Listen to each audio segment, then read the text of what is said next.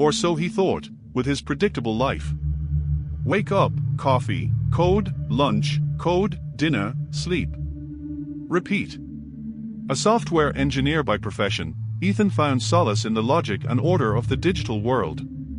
In a chaotic world, code made sense. But lately, even the most perfectly written code couldn't shake the nagging feeling that something was missing. It was during one of these monotonous days that Ethan's life took an unexpected turn.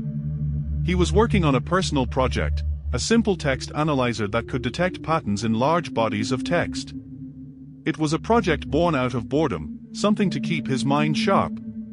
He chose the Bible as his first test subject, not out of any religious conviction, but because it was readily available and filled with rich text. Ethan's eyes glazed over as line after line of scripture scrolled across his screen. But then, something caught his attention. A pattern. At first, he dismissed it as a coincidence, but the more he looked, the more it seemed deliberate. There was a sequence here, hidden in the text, something that shouldn't be there. That's odd, he muttered to himself, leaning closer to the screen. He ran the text through his analyzer again, and the pattern emerged even clearer. Numbers, letters, words, something was definitely there. Ethan's heart raced, a feeling he hadn't experienced in a long time. Curiosity. He printed out the results and stared at them, trying to make sense of it all. Could this be a code, he wondered aloud. But who would hide a code in the Bible? And why? As the day turned to night, Ethan found himself unable to sleep. The pattern, the code, whatever it was, gnawed at him. He felt like he was on the verge of discovering something significant, something that could change everything. But what? With a sigh, he picked up his Bible, the one that had been collecting dust on his shelf for years. Well, old friend, he said with a wry smile, looks like you might have more to say than I thought.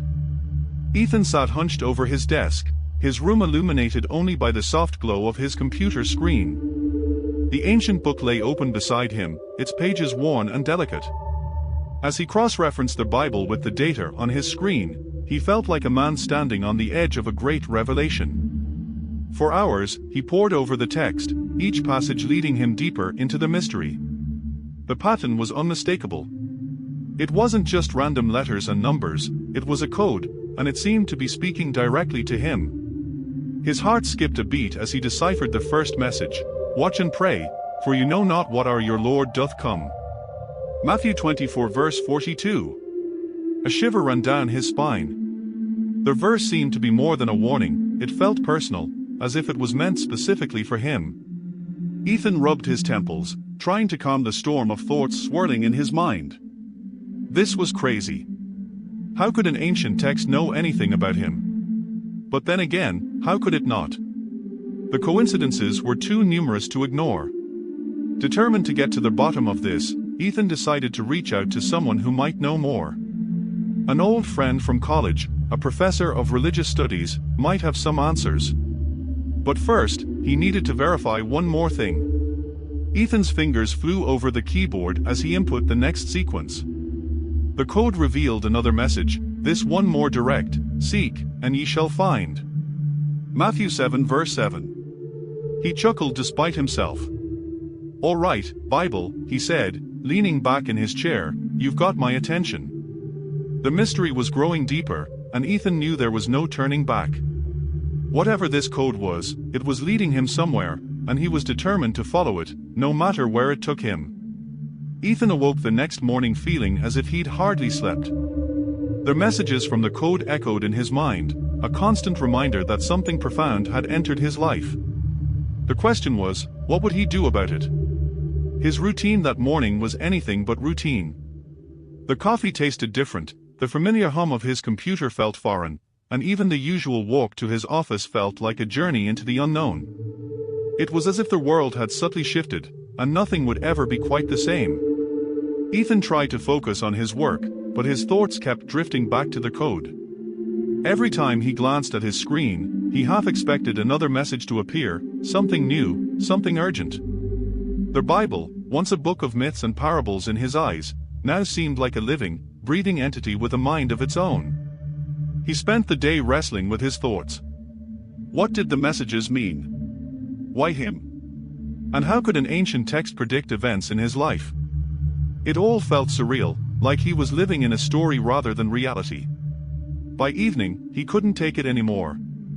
Ethan needed answers, and he needed them now.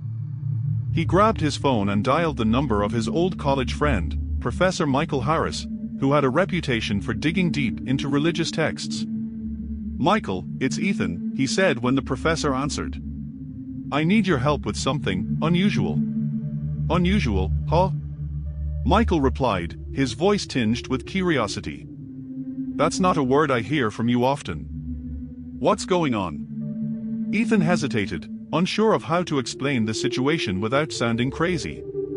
"I've been working on a project, analyzing text from the Bible, and I think I've discovered something strange. There's this pattern, a code of sorts, and it's..." Michael cut him off. "Wait, are you saying you found a Bible code?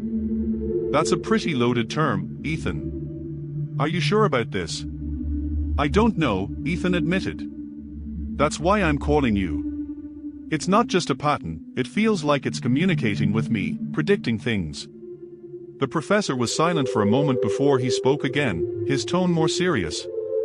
"This sounds big. I mean, really big. Send me everything you have. I'll look into it." Ethan hung up, feeling a mix of relief and anxiety. Finally, someone else would help carry the burden of this discovery. But even as he emailed the data to Michael, a nagging doubt persisted in the back of his mind. What if the code wasn't just a discovery?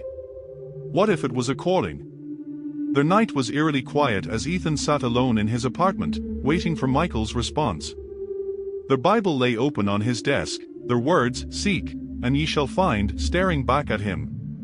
He couldn't shake the feeling that he was being watched, guided, even. As he drifted off to sleep, Ethan had a vivid dream. He was walking through a dark forest, with only the faintest light guiding his way. The path was narrow and winding, but each step forward brought him closer to a distant figure. The figure, though shrouded in mist, radiated a warm, comforting light. When he awoke the next morning, the dream lingered in his mind, as real as the messages in the code. He had a sense of clarity that he hadn't felt before. This wasn't just about deciphering a code, this was the beginning of something much larger. Ethan knew he had to continue following the path, no matter how uncertain it was. The code had awakened something within him, and there was no turning back now. The next few days were a whirlwind of research, messages back and forth with Michael, and sleepless nights. Ethan had never felt so consumed by something in his life. Every piece of information he uncovered about Bible codes seemed to pull him deeper into a labyrinth of history, prophecy, and mystery. Michael, true to his word, dug into ancient texts, scholarly articles, and obscure references that might shed light on what Ethan had discovered. One evening, as Ethan was reviewing his notes, his phone buzzed with a message from Michael. "Found something. We need to talk. Meet me at St. Andrew's Church tomorrow." St. Andrew's Church was an old cathedral in the heart of the city, a place Ethan had walked past countless times but never entered. He arrived early the next morning, the towering stone structure casting long shadows in the early light. The church was quiet, almost too quiet, as he pushed open the heavy wooden doors and stepped inside. The interior was just as imposing as the exterior: high ceilings, stained glass windows depicting scenes from the Bible, and rows of wooden pews that stretched towards a grand altar. Ethan's footsteps echoed as he walked down the aisle, his heart pounding in the stillness. Michael was waiting for him near the front, speaking quietly with an elderly priest. When he saw Ethan, he waved him over, a look of excitement mixed with concern on his face. "Ethan, this is Bishop Thomas," Michael introduced. "He's an expert in ancient religious texts and has agreed to help us." Bishop Thomas extended a hand, his grip surprisingly firm for someone so aged. His eyes were sharp, almost piercing, as he studied Ethan. "So, you're the one who found the code?" "Yes," Ethan replied, feeling a bit out of place in the sacred surroundings. "But I don't really know what it means." Bishop Thomas nodded slowly. "The Shepherd's Code, as some have called it, is a concept that has existed for centuries, whispered among scholars and theologians. Few believe it's real, fewer still have tried to uncover it. Ethan blinked in surprise. You know about it? Only in theory, Bishop Thomas said, his voice low. It's said to be a divine code, hidden within the scriptures, that only those chosen by God can decipher. It's more than just a pattern, it's a guide, a prophecy, and a warning all in one. Many have sought it, but none have fully understood its purpose. Michael jumped in, holding up a notebook filled with his findings. Ethan, the messages you found, they align with some of the oldest references to the Shepherd's Code. This isn't just a random discovery. It's something that has been waiting to be revealed. Ethan felt a chill run down his spine. But why me? I'm not religious, I'm just a software engineer. What do I have to do with any of this? Bishop Thomas smiled gently. God often chooses the most unlikely of vessels to carry out his will. You may not have been seeking him, but he has found you. The words hit Ethan like a ton of bricks. He had always dismissed faith as something other people needed, something he could analyze from a distance without truly engaging with it. But now, faith was staring him in the face, demanding his attention. What do I do now? Ethan asked, feeling more lost than ever. Continue to seek the truth, Bishop Thomas said. The code has started to reveal itself to you for a reason. There's more to uncover, and I believe it's tied to something much larger than any of us. But be warned, there are forces that would see this knowledge buried forever. Ethan's mind raced as he tried to process everything. He had started this journey out of curiosity, but it had quickly become something much more significant. The Shepherd's Code wasn't just an academic puzzle, it was a divine message, and he was at the center of it. As Ethan left the church, he felt a strange mix of fear and determination. The path ahead was unclear, but he knew he had to keep moving forward. The Shepherd's Code had awakened something within him, and there was no turning back now. Ethan's life had taken on a strange rhythm, days of obsessive research punctuated by moments of surreal realization. The code was no longer just an academic curiosity, it had become a part of his daily life, weaving its way into his thoughts, decisions, and actions. But the full significance of the code remained elusive, a mystery that both fascinated and frustrated him. One evening, after a long day of decoding and cross-referencing scriptures, Ethan stumbled upon a new sequence in the code. This time, the message was clear and direct: prepare for a visitor. He will bring you news. Isaiah 52 verse 7. The words lingered in his mind as he tried to make sense of them. He knew better than to dismiss this as mere coincidence. But who would visit him, and what news would they bring? The next day, Ethan couldn't shake a feeling of anticipation. Every knock on the door, every ring of the phone made his heart skip a beat. But as the hours passed with no significant event, he began to doubt himself. Had he misinterpreted the code? Was he seeing patterns where there were none? Just as he was about to dismiss the message as a fluke, there was a knock at his door. Ethan's pulse quickened. He opened the door to find a man in his late 30s, wearing a slightly worn suit and a warm, albeit tired, smile. Mr. Shepherd, the man asked. Yes, that's me, Ethan replied cautiously. My name is David Mitchell. I'm a reporter, the man said, handing Ethan a business card. I was hoping to ask you a few questions. Ethan's mind raced. A reporter? This was the last thing he expected. Questions about what, he asked, trying to keep his voice steady. David hesitated, glancing around as if to ensure no one was listening. I've been following a story about some strange occurrences in the city, unexplained phenomena, biblical references showing up in unusual places. Your name came up in my research. Ethan's breath caught in his throat. How do you know about that? He asked, trying to keep his voice calm. David smiled faintly. I have my sources. But I'm not here to pry into your personal life, Mr. Shepherd. I'm here because I believe there's something bigger at play, and I think you might be at the center of it. Ethan was stunned. The code had predicted this encounter, but the implications were far beyond what he had anticipated. He invited David inside, and as they talked, Ethan realized that this was no ordinary reporter. David knew things, details about the Shepherd's Code that even Ethan hadn't fully grasped yet. David revealed that he had been tracking strange, seemingly prophetic events for years. It all points to something ancient, something hidden in plain sight, David explained, his voice filled with urgency. And now, it's resurfacing. As they talked late into the night, Ethan felt a shift within him. The code had predicted this meeting, but it also felt like it was guiding him toward something much greater. He couldn't shake the feeling that this was just the beginning of a journey that would change everything he thought he knew. In the days that followed, Ethan found himself drawn deeper into the mysteries of the Shepherd's Code. David became a frequent visitor, sharing his research and insights, and together they began to piece together a larger picture. The code was not just a random collection of patterns, it was a complex, living entity, guiding them towards something of immense significance. But as they delved deeper, it became clear that they were not the only ones interested in the code.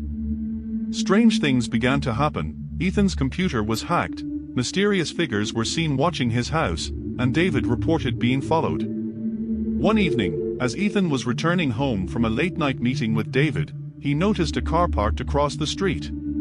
Its windows were tinted, and the engine was running. A sense of unease washed over him. He quickened his pace, glancing over his shoulder as he reached his front door. Before he could step inside, a man stepped out of the car and approached him. He was tall, dressed in a dark suit, and his eyes held an unnerving intensity. "Ethan Shepherd," the man asked in a low, commanding voice. Ethan nodded, his hand instinctively tightening around the door handle. "We need to talk," the man said, stepping closer. "You've stumbled upon something that you shouldn't have. The Shepherd's Code is not for you to decipher." Ethan's heart raced. "Who are you?" he demanded, his voice trembling slightly. The man ignored the question. "Stop your research. Destroy your notes. This is your only warning." Ethan felt a surge of defiance. "I don't know who you are or what you want, but I'm not going to stop." The man's expression darkened. "You have no idea what you're dealing with. The Watchers have been guarding this secret for centuries. You're meddling in things far beyond your understanding." Ethan's mind raced as the man's words sank in. The Watchers. The name was unfamiliar, but it sent a chill down his spine. Before Ethan could respond, the man turned and walked back to his car. As the engine roared to life, the man gave him one last look, a warning etched in his gaze. Then the car sped off into the night, leaving Ethan standing in stunned silence. Ethan rushed inside and locked the door behind him. His thoughts were a whirlwind of fear and determination. The Watchers were real, and they were willing to go to great lengths to keep the Shepherd's Code a secret. But Ethan knew he couldn't back down now. The code had chosen him for a reason, and he was determined to see it through, no matter the cost. The next day, Ethan shared the encounter with David. The reporter was equally disturbed, but his resolve only strengthened. "If they are trying to stop us, it means we're on the right track," David said, his eyes blazing with determination. Ethan nodded, feeling a sense of camaraderie and purpose. But he also knew that the stakes had been raised. The Shepherd's Code was no longer just an academic puzzle, it was a dangerous game, and the players were powerful and ruthless. As they prepared for the challenges ahead, Ethan and David knew one thing for certain: the Watchers were watching, and they would stop at nothing to protect their secrets. As the days passed, Ethan felt the weight of his discovery growing heavier. His mundane life had been replaced by a whirlwind of research, late-night coding sessions, and a burgeoning sense of urgency. He knew he couldn't tackle the Shepherd's Code alone.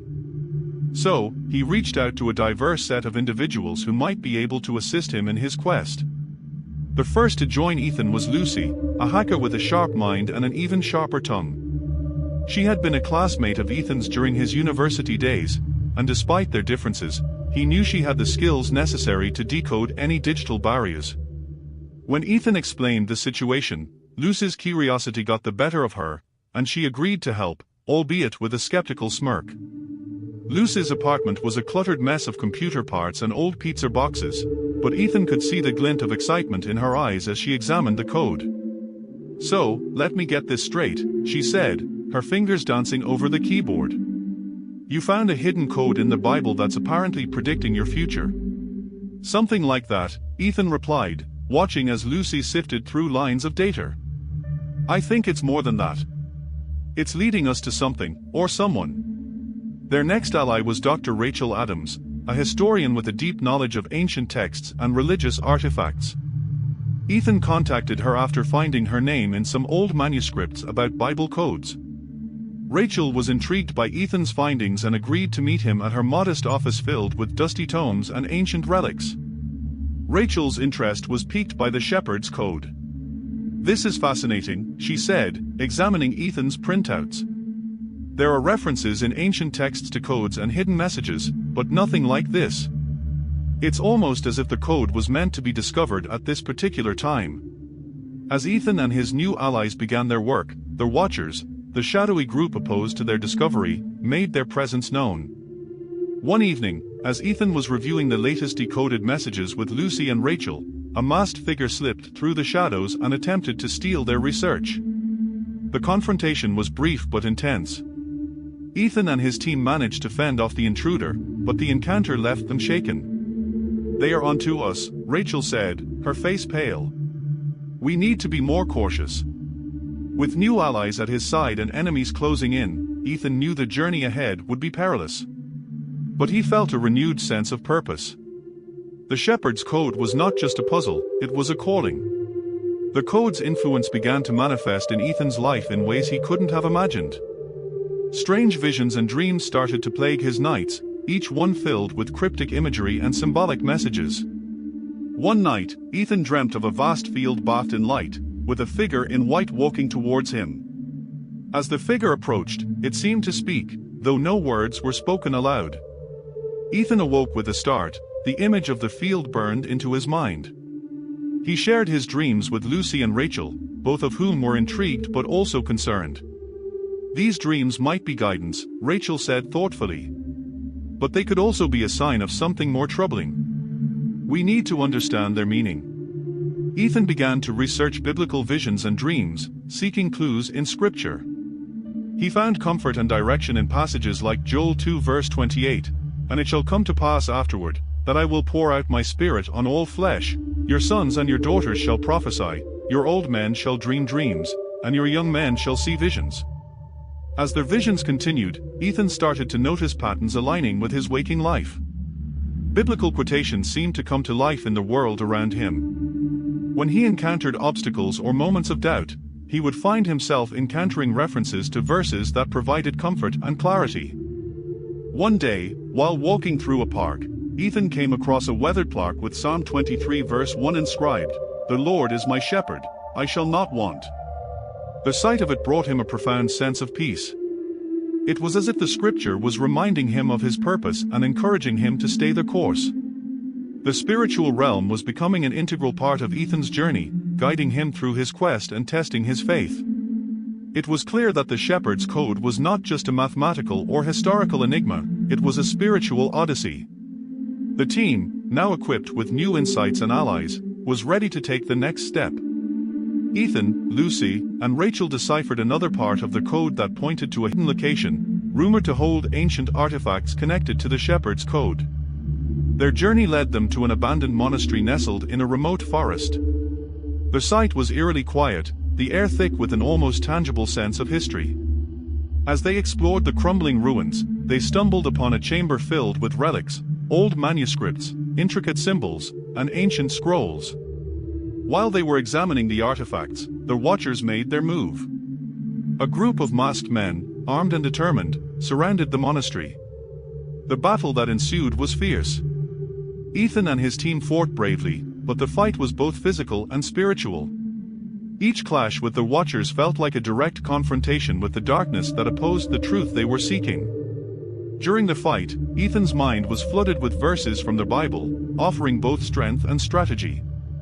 When the battle seemed almost lost, a sudden, overwhelming sense of peace washed over him, guiding him to a hidden passage. The team fled through the passage, narrowly escaping the Watchers' grasp. Back at their temporary safe house, Ethan and his allies regrouped, exhausted but resolute. They had retrieved crucial artifacts that hinted at the code's deeper mysteries, but the encounter with the Watchers had underscored the gravity of their mission. The spiritual battle was intensifying, and it was clear that their journey was far from over.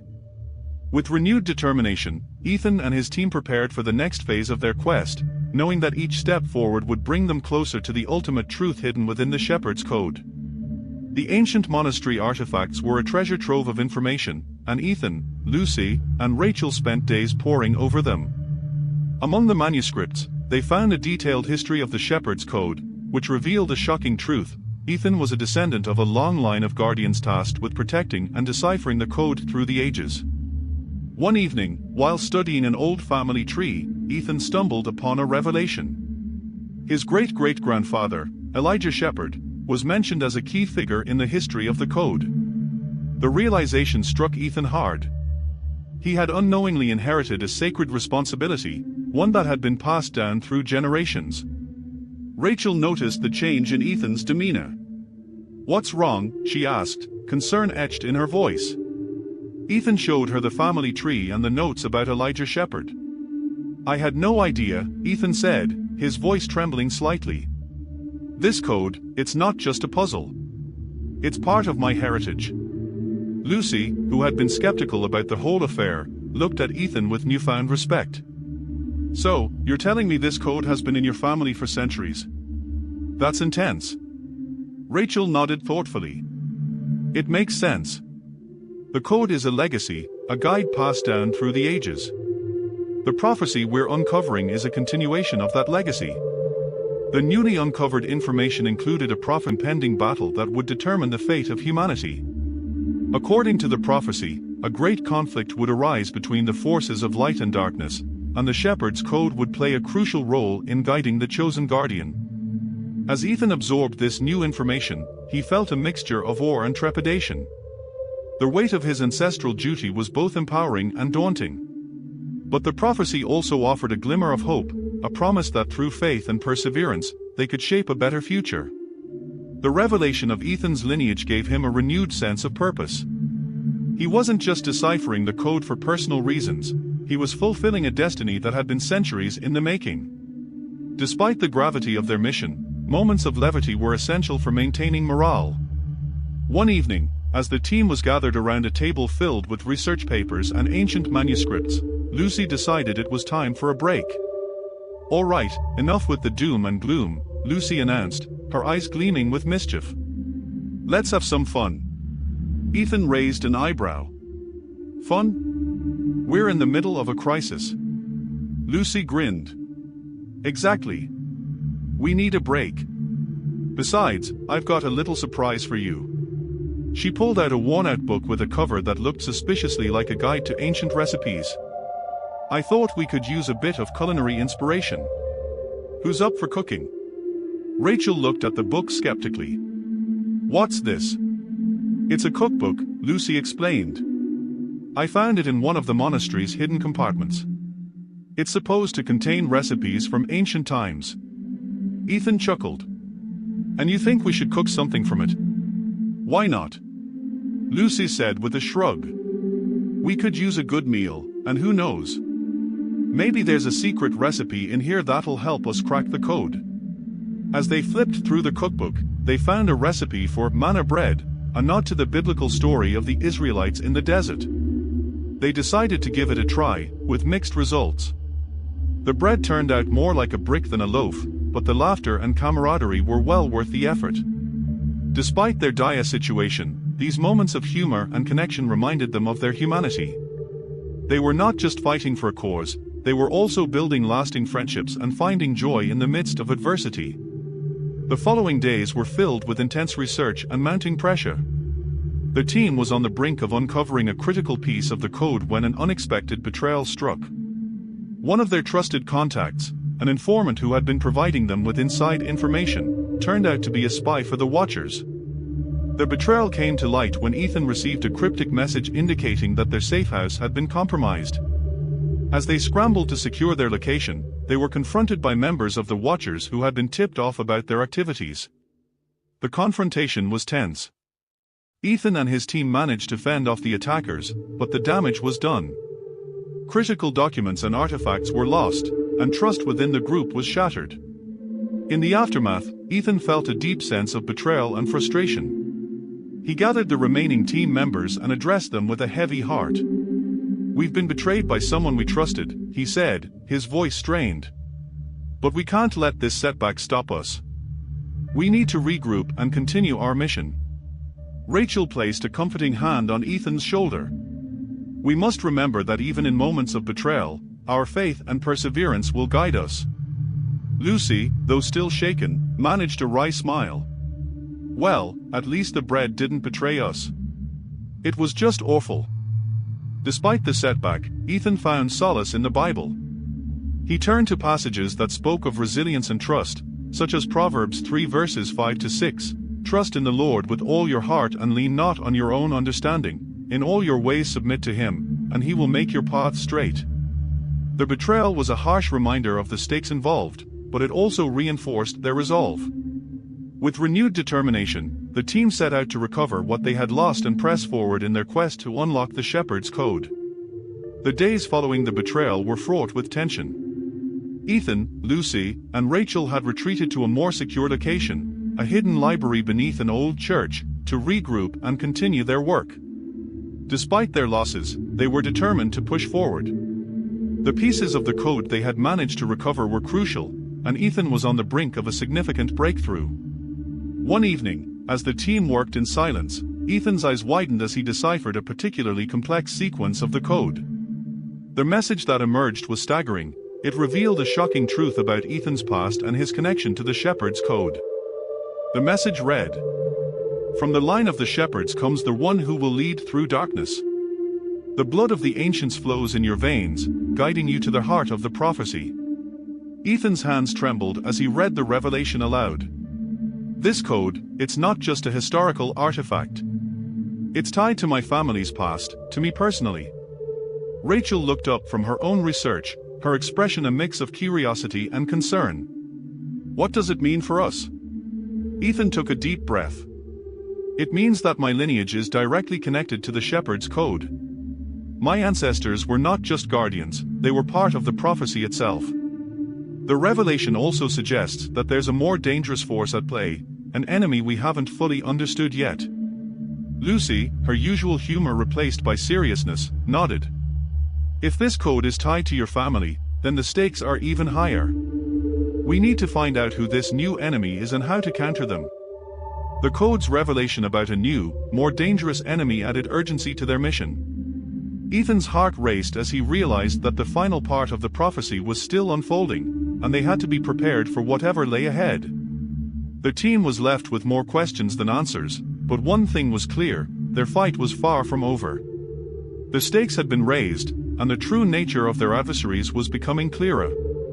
With the revelation of a new enemy, the urgency of their mission reached a critical point. The team knew they had to prepare for an impending confrontation that would test their faith and resolve like never before. Ethan, Lucy, and Rachel began to assemble allies who shared their belief in the prophecy and the Shepherd's Code. They reached out to trusted contacts and old friends, forming a resistance group dedicated to fighting against the Watchers and uncovering the full prophecy. As they gathered their forces, Ethan reflected on the recent events and the gravity of their situation. The code had revealed that an apocalyptic event was imminent, and the signs were beginning to manifest in the real world. Natural disasters, political unrest, and spiritual turmoil were becoming increasingly common, each a sign of the coming conflict. During a meeting with their new allies, Ethan laid out the situation. "We've seen the signs, and the prophecy warns of an impending battle. We need to unite our forces and prepare for what's to come." One of their new allies, a former military strategist named Marcus, spoke up. "We've got resources, but we need to be smart about how we use them. We need to plan for both the physical and spiritual aspects of this battle." Rachel agreed. "The code has always been a guide for us. We need to use it to anticipate our enemies' moves and strengthen our defenses." Lucy, always one to lighten the mood, added, "And let's not forget, we'll need snacks.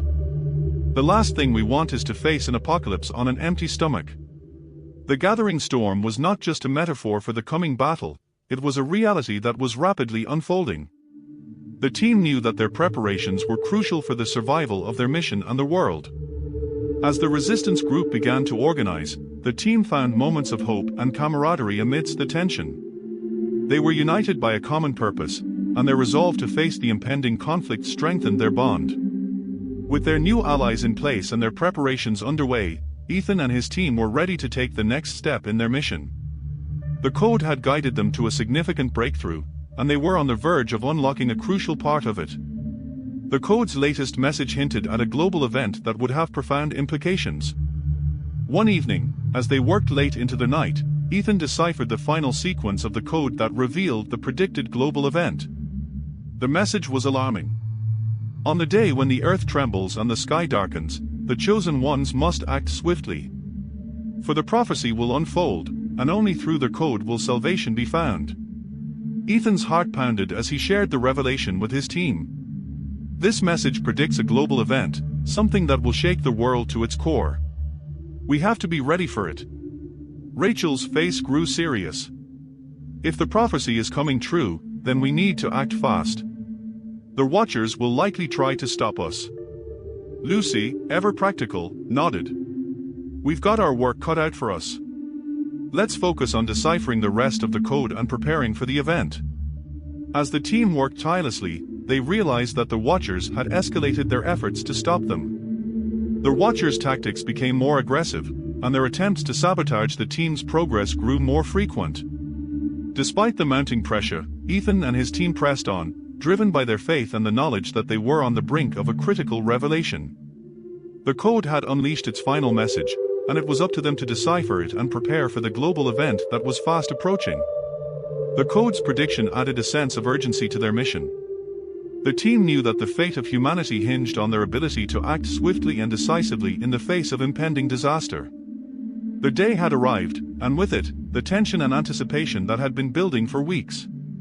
Ethan and his team prepared for their first major confrontation with the Watchers, the secretive group determined to thwart their efforts. The global event foretold by the code was imminent, and they had to act fast.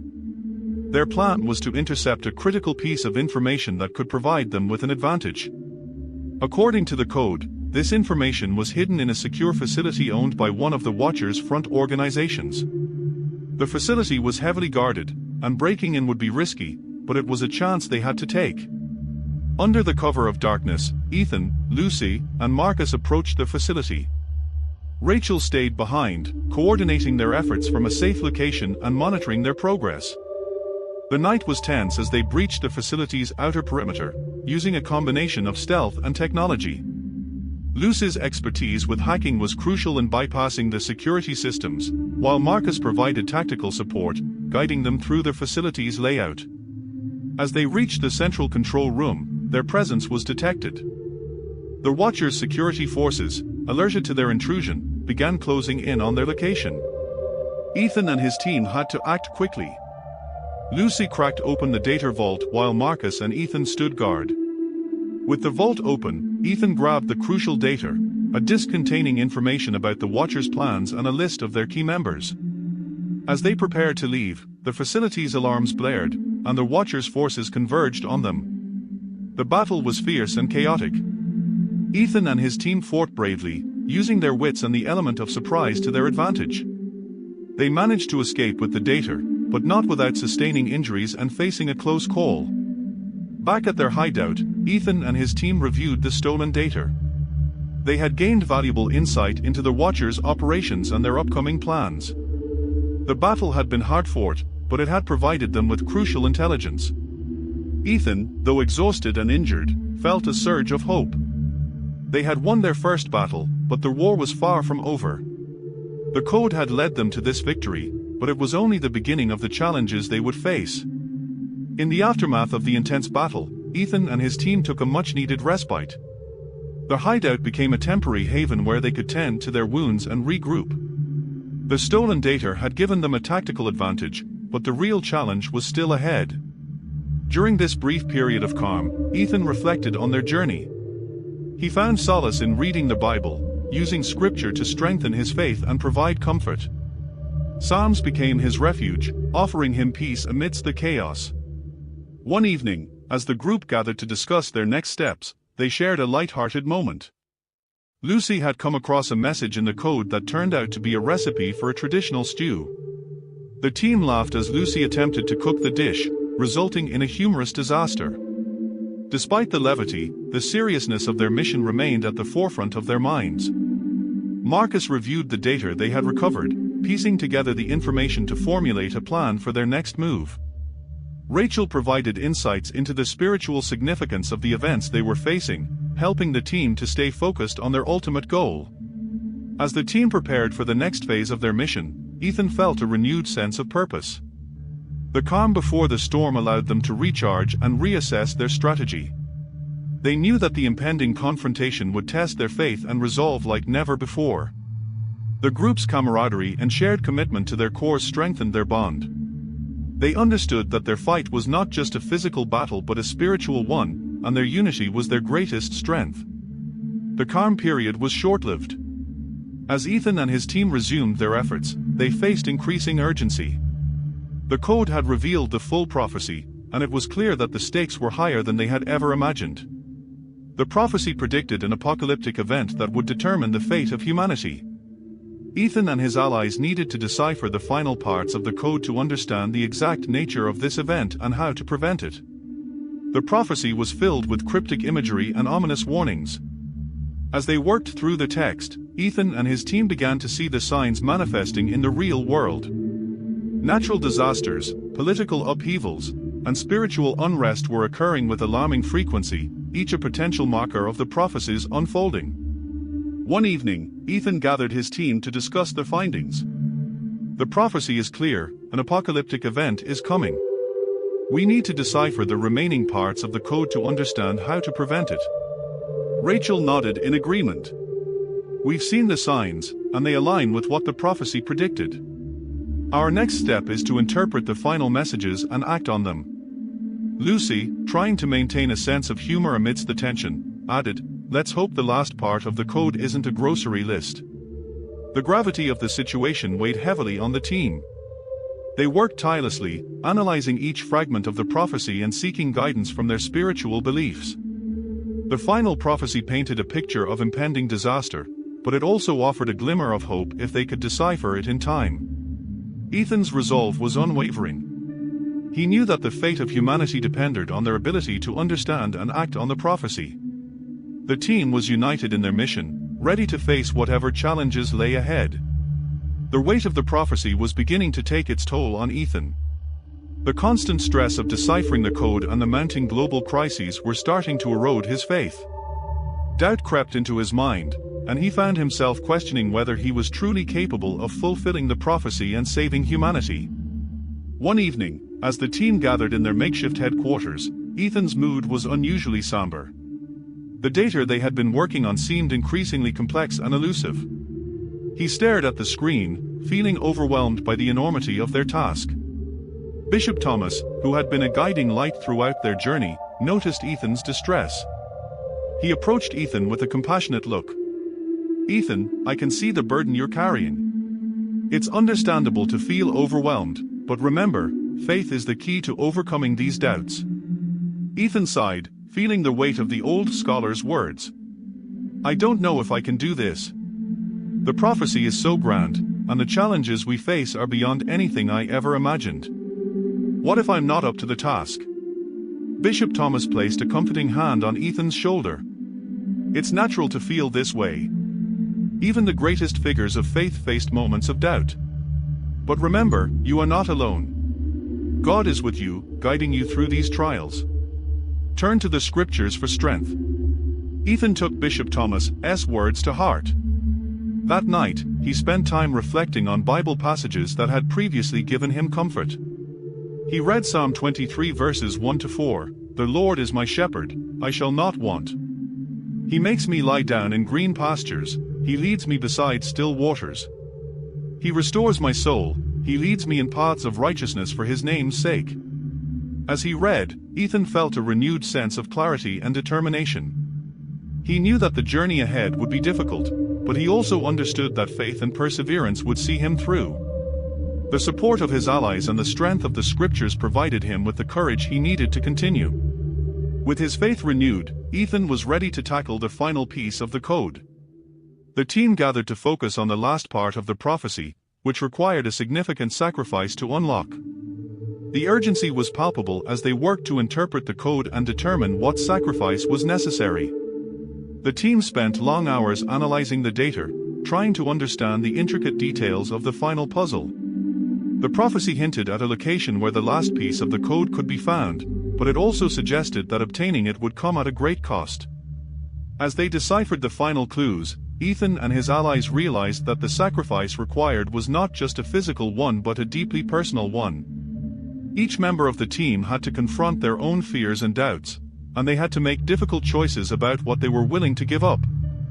Ethan felt the weight of the decision heavily. The thought of risking everything, including his own life, weighed on him. He gathered the team to discuss their findings and the potential sacrifice they would need to make. "We're at the final stage of the prophecy," Ethan said. "The code indicates that we need to make a significant sacrifice to complete it. This is going to be difficult, and we need to be prepared for the consequences." Lucy looked at Ethan with a determined expression. "We've come this far, and we've faced so much. If this is what it takes to save humanity, then we must be ready." Marcus nodded in agreement. "We've always known that this journey would come with risks. We're in this together, and we'll face whatever comes our way." The team's resolve was unwavering. They knew that completing the prophecy would require them to face their greatest fears and make difficult choices. As they prepared for the final step, they drew strength from their unity and their shared commitment to their mission. The moment of truth had arrived. The Watchers launched a final assault, determined to stop Ethan and his team from completing the prophecy. The team was caught off guard by the intensity of the attack, and their resources were stretched thin. In the chaos of the assault, Ethan and his allies fought bravely, but they suffered significant losses. The battle was fierce and relentless, and the stakes were higher than ever. Despite their best efforts, it seemed as though the Watchers might succeed in their mission to thwart them. Amidst the turmoil, Ethan discovered a hidden part of the code that had been overlooked. This hidden segment offered a glimmer of hope and provided a final chance to turn the tide of the battle. It contained crucial information that could help them gain an advantage over the Watchers. Ethan shared the discovery with his team, and they quickly devised a plan to use the newfound information to their advantage. The hidden code revealed a weakness in the Watchers' strategy and provided a way to counter their attack. The team rallied, using the information to launch a counteroffensive.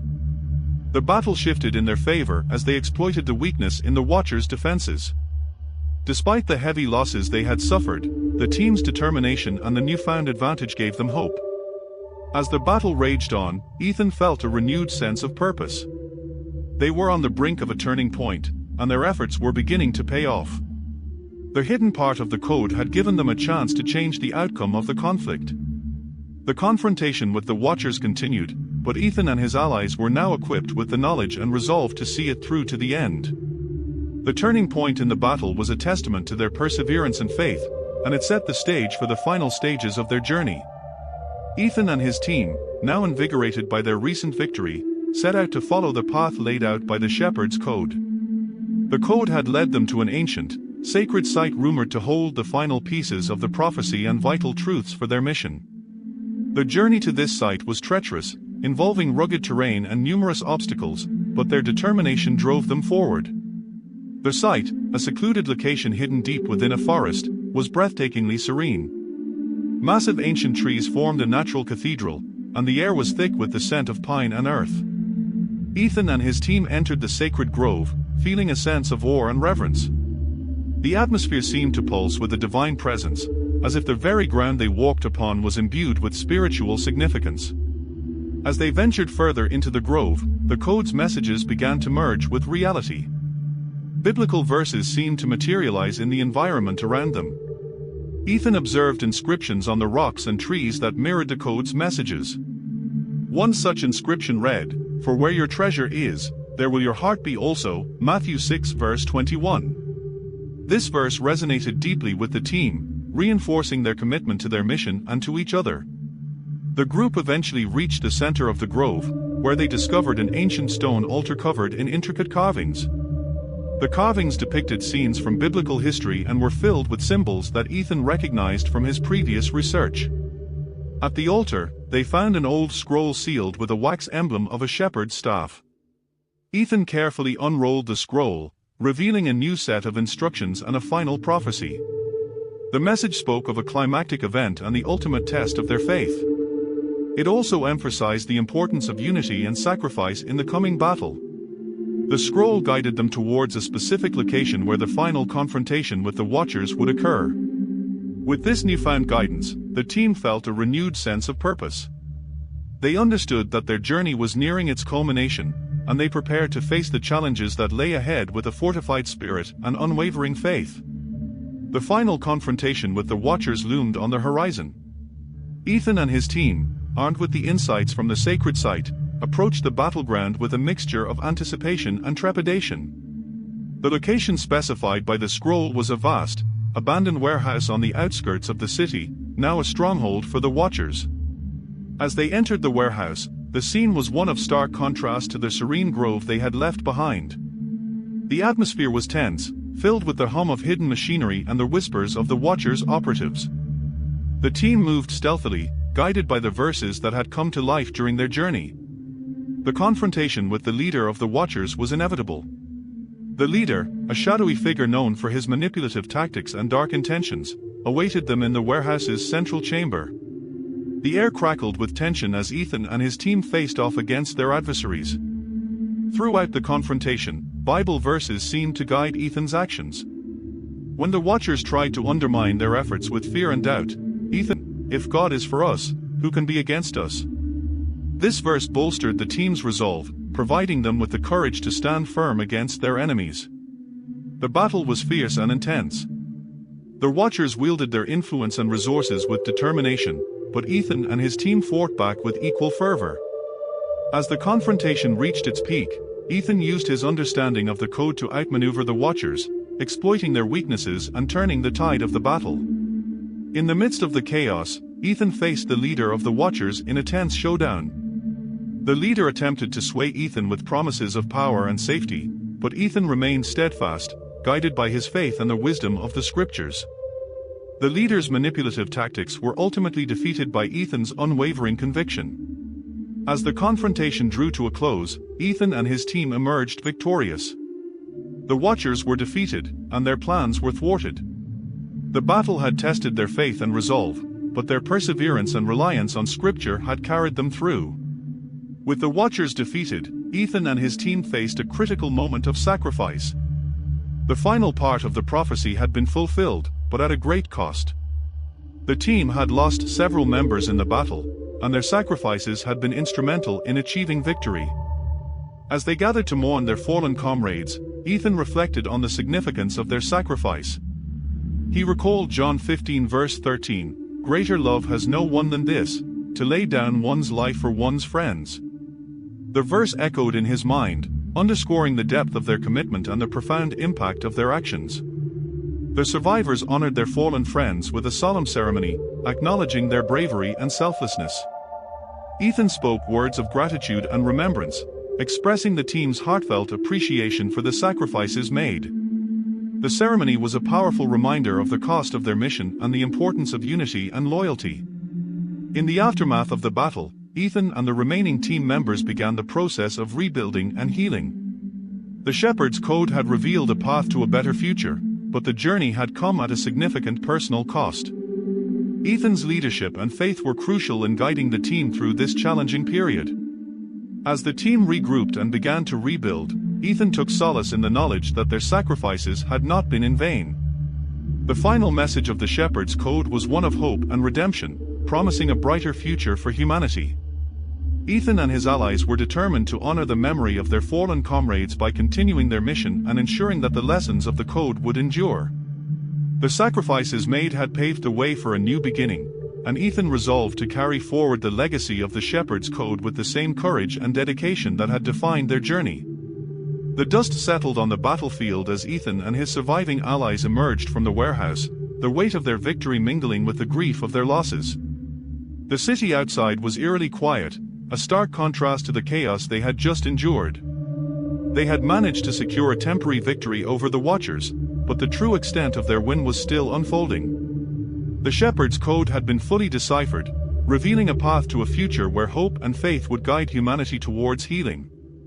Ethan and his team, despite their exhaustion and sorrow, took a moment to reflect on their journey. The code had not only predicted the outcome of their battle but had also offered a vision of what could be, a better world forged from their trials and sacrifices.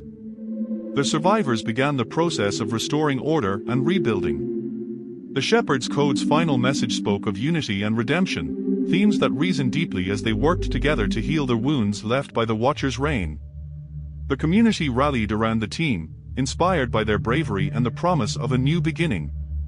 Ethan found a brief moment of solace in the quiet of the early morning. He sat alone in a small chapel, the sun rising through stained glass windows and casting a warm glow across the room. He reflected on the journey, the battles fought, and the lessons learned. The Shepherd's Code had not only been a guide through their struggle but also a source of strength and hope. As the days passed, the impact of their victory began to be felt. The influence of the Watchers waned, and the world started to recover from the chaos they had inflicted. Ethan and his team worked tirelessly to ensure that the Shepherd's Code's teachings were shared and embraced, helping to rebuild not just physically but spiritually and emotionally. The victory was bittersweet, marked by both triumph and loss. Yet, Ethan felt a deep sense of accomplishment and peace. The world was on a path to recovery, and the Shepherd's Code had played a crucial role in guiding them there. The journey had been arduous, but it had forged a new hope for the future. In the weeks following their victory, the world began to heal. The Shepherd's Code had become a symbol of hope and renewal, inspiring people across the globe to embrace its messages of faith, unity, and love. Ethan and his team worked diligently to support this transformation, helping to implement the Code's teachings in communities affected by the Watcher's influence. The aftermath of the battle was a time of reflection and rebuilding. Ethan spent much of his time visiting different communities, offering support and sharing the wisdom of the Shepherd's Code. He saw firsthand the positive changes that were taking place as people began to come together, guided by the principles they had fought so hard to protect. Bishop Thomas, who had been a mentor and guide throughout the journey, played a crucial role in this period of healing. Together with Ethan, he helped to establish programs and initiatives aimed at fostering spiritual growth and community support. The Shepherd's Code was not just a tool for predicting the future but a blueprint for living a life of faith and compassion. Despite the progress being made, the world was still grappling with the effects of the conflict. The scars left by the Watchers' actions were deep, and it would take time to fully recover. However, Ethan was encouraged by the resilience and determination of the people he met. The Shepherd's Code had provided them with a sense of purpose and direction, and that was proving to be a powerful catalyst for change. As he looked out over a world beginning to heal, Ethan felt a deep sense of gratitude. The journey had been challenging and fraught with danger, but it had led to a profound transformation. The Shepherd's Code had been more than just a prophecy, it had been a guide, a source of strength, and a beacon of hope for humanity. With the immediate threat of the Watchers behind them, Ethan turned his focus towards the future. Their victory had paved the way for a new chapter in his life, one that was dedicated to using the knowledge and insights gained from the Shepherd's Code to help others. Ethan decided to embark on a new mission, one that involved sharing the teachings of the Shepherd's Code with communities around the world. He established a foundation dedicated to promoting faith, hope, and unity, drawing on the principles that had guided him throughout the journey. The foundation aimed to provide resources, support, and education based on the lessons of the Code. Lucy, with her unique blend of humor and tech-savviness, became an integral part of the foundation. She took on the role of managing the digital outreach and communications, ensuring that the message of the Shepherd's Code reached as many people as possible. In a light-hearted moment, she attempted to decode a humorous message that had been circulating online, only to discover it was an elaborate prank. Her quick wit and ability to find humor in the midst of serious work became a source of motivation for the team. Dr. Rachel Adams, the historian who had been a key ally, joined Ethan in his new endeavor. Her expertise in historical context and biblical studies helped to deepen the foundation's work, ensuring that the teachings of the Shepherd's Code were preserved and accurately conveyed. Ethan's transition to this new role was not without its challenges. There were moments of doubt and difficulty, but he found solace in the scripture and the support of his friends. The journey had been long, but it had prepared him for this new beginning. As the foundation gained momentum, Ethan began to see the impact of their efforts. Communities were coming together, inspired by the principles of the Shepherd's Code. The world was slowly but surely embracing a new era of hope and unity. Ethan's new life was one of purpose and fulfillment. The Shepherd's Code had not only changed the course of his life but had also provided a path for others to follow. The future was bright, and Ethan was committed to ensuring that the legacy of the Code would continue to inspire and guide future generations. Ethan knew that his work was far from over. The Shepherd's Code was more than just a collection of prophecies and teachings. It was a living legacy that needed to be preserved and passed on. As he continued his work with the foundation, he began to think about how to ensure the Code's teachings would endure long after he was gone. He reached out to a select group of individuals, scholars, spiritual leaders, and young visionaries, who shared his passion for the Shepherd's Code. Together, they formed a council dedicated to safeguarding and disseminating the Code's wisdom. The council's mission was to integrate the teachings into educational programs, community initiatives, and interfaith dialogues, ensuring that its principles would reach diverse audiences.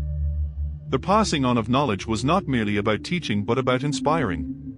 Ethan and his team created an immersive experience, blending technology and spirituality. They developed a series of workshops and online courses designed to engage people of all ages in exploring the Shepherd's Code. The programs were interactive, combining historical context with practical applications for modern life. One evening, as Ethan prepared for a major presentation, he was visited by Bishop Thomas. The old scholar, who had been a constant source of guidance and wisdom, offered his blessing for the new initiatives. They spent hours discussing the future of the Shepherd's Code and the importance of nurturing the next generation of guardians. During the presentation, Ethan shared the story of the Shepherd's Code and its impact on his life. The audience was moved by his dedication and the profound lessons he had learned. The event was a success, sparking renewed interest and commitment to the Code's teachings. Ethan felt a deep sense of accomplishment as he looked out at the faces of those who would carry the legacy forward. Ethan, surrounded by his friends and allies, handed over a symbolic book, the original manuscript of the Shepherd's Code, to the council. It was a gesture of trust and hope, signifying the passing of the torch and the continuity of the Code's influence. As Ethan continued his work with the foundation and the newly established council, he delved deeper into the true essence of the Shepherd's Code. It became clear that the Code was not merely a tool for predicting future events but a guide for living a life of faith, hope, and love. The council worked tirelessly to interpret and apply the Code's teachings in a way that was relevant to contemporary issues. They organized conferences, published books, and engaged in dialogues that addressed the moral and spiritual questions of modern life. The Shepherd's Code was presented not as a mystical enigma but as a practical guide for navigating life's challenges with grace and wisdom. Ethan found himself reflecting on the profound insights the Code had offered. It was about more than just predicting events, it was about understanding the divine guidance woven into everyday life. The teachings emphasized the importance of love, compassion, and integrity, values that were timeless and universally applicable. One day, Ethan received a letter from a young woman who had been inspired by the Shepherd's Code. Her letter spoke of how the Code had transformed her perspective on life, helping her navigate personal challenges with newfound faith and resilience. The letter was a testament to the impact of their work and a reminder of why they had embarked on this journey in the first place. The Shepherd's Code had the ability to inspire and guide individuals. Ethan's reflections were interspersed with practical examples of how the Code's teachings were being applied in various aspects of life, from personal relationships to community leadership. As Ethan continued to explore the depths of the Shepherd's Code, he received a final message, a revelation that would bring the journey full circle. The message was a profound promise of peace and salvation, affirming the enduring power of faith and the divine guidance that had been a constant throughout their trials. The revelation came through a series of dreams and visions, each one revealing a different aspect of the Code's final message. The dreams were vivid and filled with symbolic imagery, drawing from the rich tapestry of biblical prophecy and spiritual insight. Ethan, with the help of his team, worked to decipher and interpret these final messages. The culmination of the revelation was a powerful affirmation of the Shepherd's Code's true purpose. It was not just a guide for predicting the future but a call to live a life of faith, hope, and love. Their message underscored the importance of trust in divine providence and the promise of eternal peace for those who follow the path of righteousness. As their world began to rebuild from the chaos, Ethan knew that the battle was not over. The Shepherd's Code was too important to be left in the hands of just a few. It needed a larger community of believers, those who understood its significance and were willing to uphold its teachings. He reached out to individuals who had shown a deep commitment to the code and its message. They came from various backgrounds: scholars, spiritual leaders, ordinary people who had been touched by the code's wisdom. Ethan organized a gathering, inviting them to join forces in a new initiative to spread the message of the Shepherd's Code. The gathering was held in a spacious conference hall, where the air was charged with anticipation and hope. The attendees shared their experiences, discussed strategies, and formed a unified vision for the future.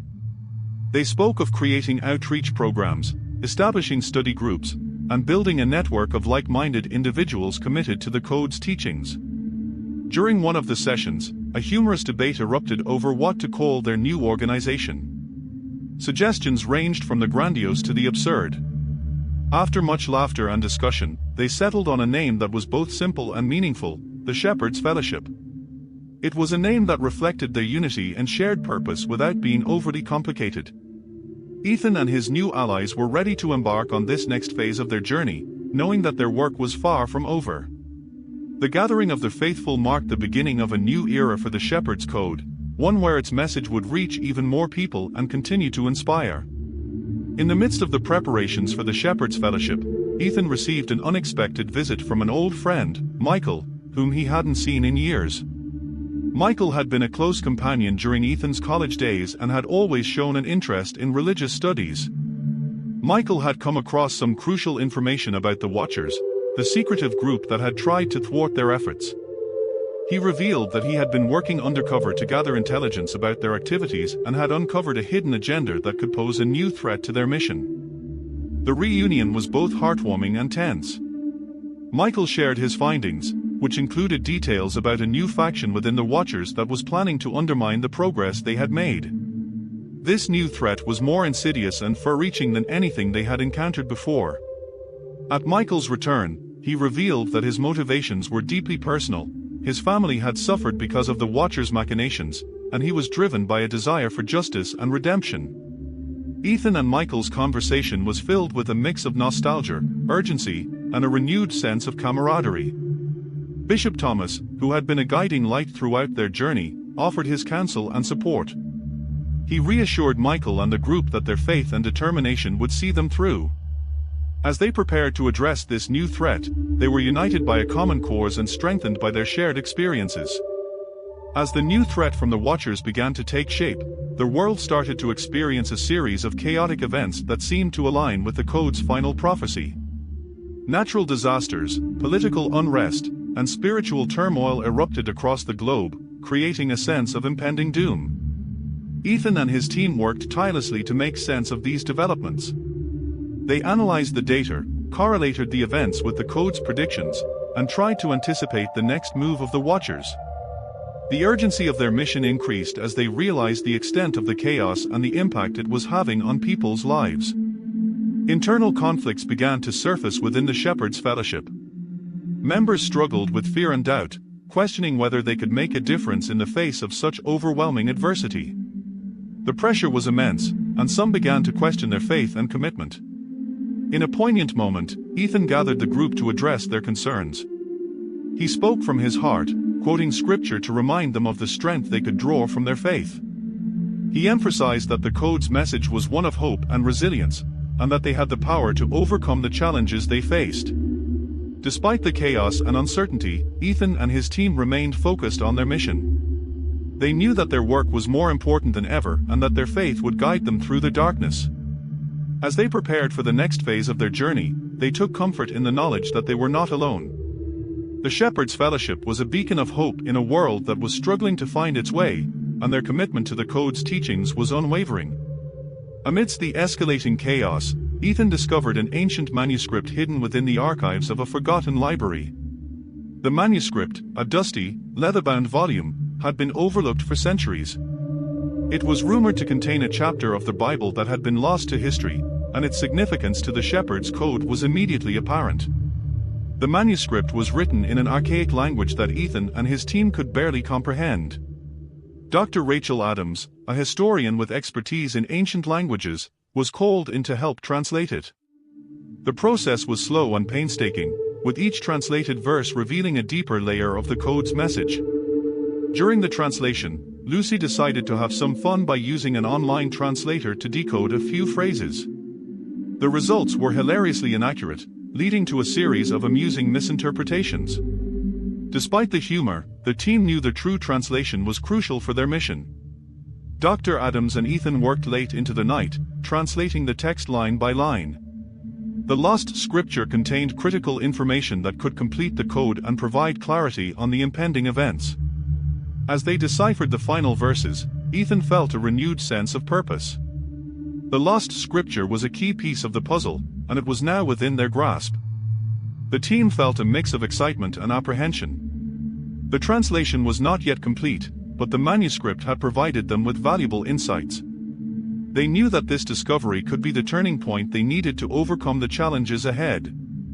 As Ethan and his team prepared to act on the new revelations from the lost scripture, a new figure emerged on the scene, a charismatic individual claiming to be the true interpreter of the Shepherd's Code.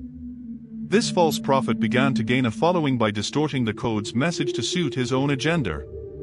The false prophet used his influence to spread confusion and fear, preaching a twisted version of the code that contradicted everything Ethan and his allies had uncovered. His teachings attracted a large audience, and many people were swayed by his eloquence and apparent authority. Ethan and his team realized that they had to expose the false prophet's deception to prevent further damage. They engaged in a tense confrontation with the false prophet and his followers, using their knowledge of the code and scripture to counter his claims. The debate was intense, with the false prophet using scripture out of context to manipulate his audience. In the climax of the confrontation, Ethan quoted a passage from Matthew 7 verse 15, "Beware of false prophets, which come to you in sheep's clothing, but inwardly they are ravening wolves." This verse resonated with the crowd, helping to reveal the true nature of the false prophet. Despite the victory, there was a sense of lingering unease. The false prophet's influence had caused significant disruption, and Ethan's team knew that they needed to remain vigilant. The struggle to keep the true message of the Shepherd's Code intact was far from over. The Shepherd's Code led Ethan and his allies to a hidden sanctuary, a place of refuge that had been preserved for those who followed the true teachings of the Code.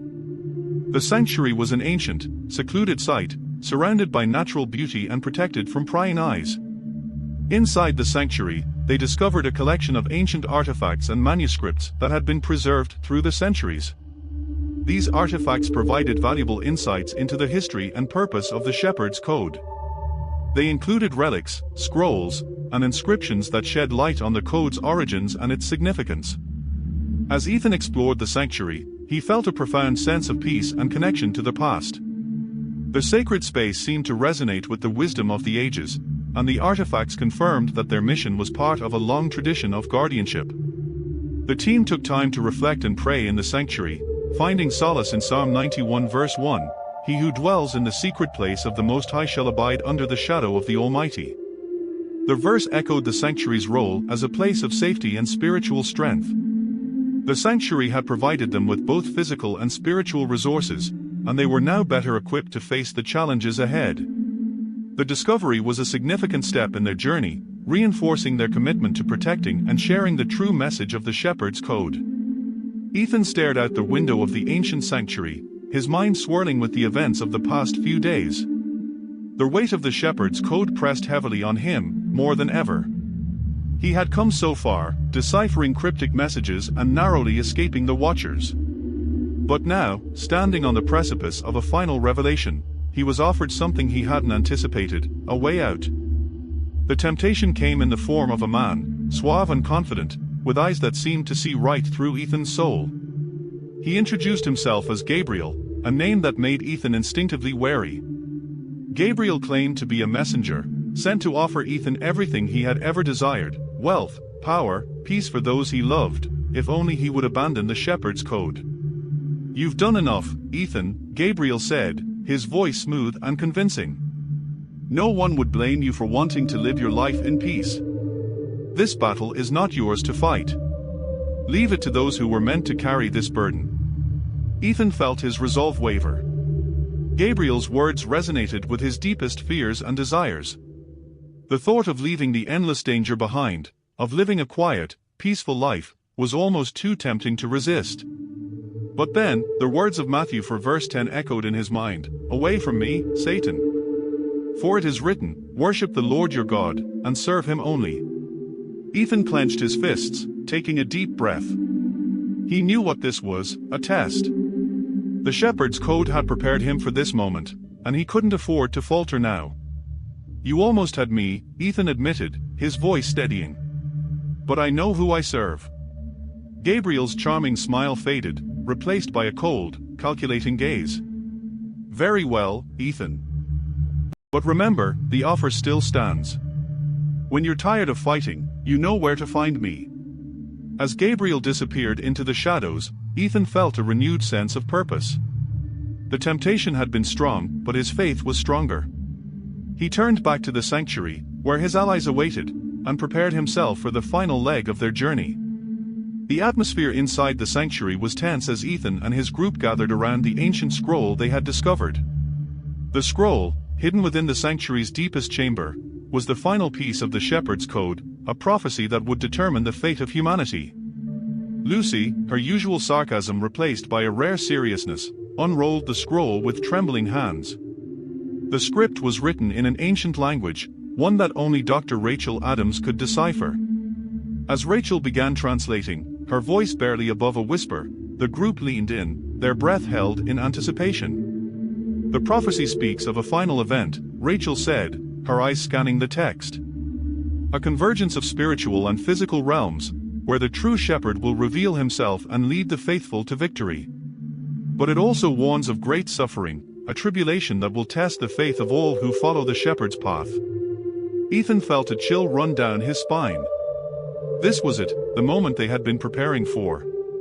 But the prophecy's vagueness left much to interpretation. What was the event that would trigger the convergence? And who was the true shepherd mentioned in the text? As the group debated the meaning of the prophecy, the sanctuary's windows rattled, and the ground beneath them trembled. It was as if the world itself was reacting to the words being spoken. "We don't have much time," Ethan said, his voice cutting through the tension. "Whatever this event is, it's coming soon. We need to be ready." Bishop Thomas, who had been silent until now, stepped forward, placing a reassuring hand on Ethan's shoulder. "The shepherd's code has guided us this far, Ethan. We must trust in it now more than ever. Let us pray for the strength and wisdom to see this through." As the group joined hands in prayer, Ethan felt a deep sense of calm wash over him. The final prophecy was terrifying in its implications, but he knew they were not alone. The shepherd's code had been a guide, a light in the darkness, and now it would lead them to the end, whatever that may be. The sanctuary was supposed to be a place of safety, a refuge from the outside world where Ethan and his allies could prepare for the coming storm. But safety, it seemed, was an illusion. The first sign of trouble came in the form of a whispered conversation that Ethan overheard between Lucy and David, a trusted member of their group. They were arguing, their voices low but filled with tension. Ethan couldn't make out the words, but the tone was unmistakable: something was wrong. Later that night, as the group gathered for another strategy meeting, the betrayal was revealed. David, who had been with them since the beginning, had been in contact with the Watchers. He had been feeding them information, keeping them one step ahead of Ethan's team. The room erupted in anger and disbelief. Lucy, who had trusted David implicitly, was the first to confront him. "How could you do this to us?" she demanded, her voice shaking with a mix of fury and heartbreak. "We trusted you." David's face was pale, his eyes downcast. "I didn't have a choice," he muttered. "They have my family. They said they would kill them if I didn't cooperate. Ethan felt a surge of empathy for David's predicament, but the betrayal cut deep. The group had suffered numerous setbacks, and now they knew why. Trust was a fragile thing, and in this fight, it was a luxury they could ill afford to lose. Bishop Thomas stepped forward, his voice calm but firm. Betrayal is a heavy burden to bear, David, but the Shepherd's Code teaches us forgiveness. We will help you get your family back, but you must come clean about everything you've told the Watchers. David nodded, tears streaming down his face. I'll tell you everything. I swear. Ethan, still reeling from the revelation, quoted Luke 22 verse 48, but Jesus said to him, Judas, are you betraying the Son of Man with a kiss? The words hung in the air, a reminder of the gravity of what had just transpired.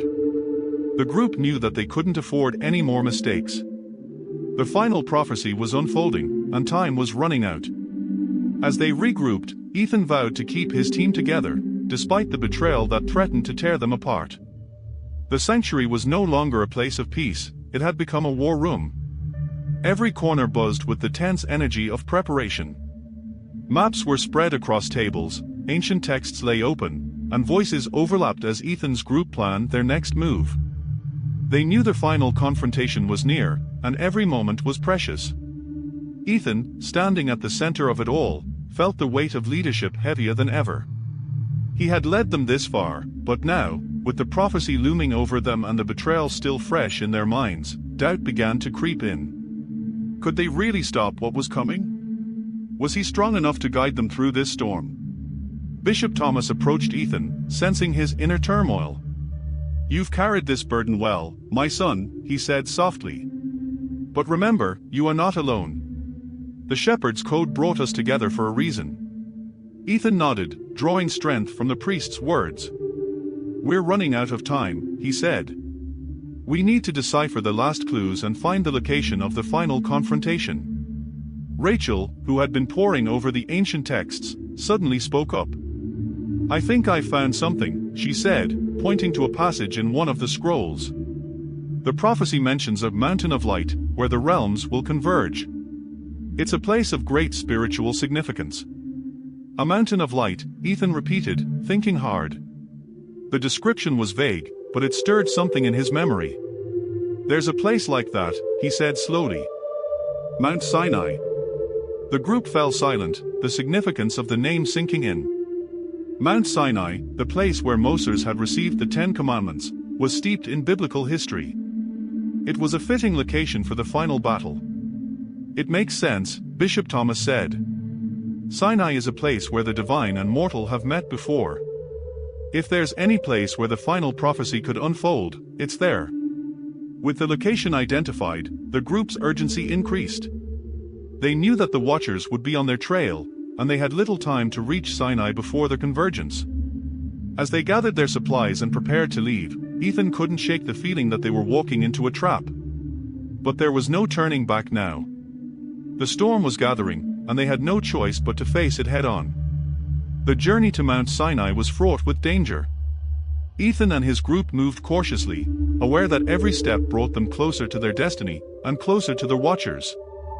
The landscape around them grew harsher as they approached the desert, the air thick with an otherworldly tension that set everyone on edge. Lucy, who had always been the one to break the tension with a joke or sarcastic remark, was uncharacteristically quiet. She walked beside Ethan, her eyes scanning the horizon for any signs of danger. I can't shake the feeling that something's going to go wrong, she admitted quietly. Ethan understood her fear, he felt it too. But he couldn't let it paralyze him. We're doing everything we can, he reassured her. Whatever happens, we'll face it together. As they continued, the group encountered a series of strange phenomena. The sky darkened suddenly, blotting out the sun even though it was midday. The ground trembled beneath their feet, and strange whispers filled the air, as if unseen forces were watching them. These are signs, Bishop Thomas said, his voice filled with a mixture of awe and fear. The convergence is beginning. Ethan tightened his grip on the shepherd's staff, the ancient artifact that had guided them through so many trials.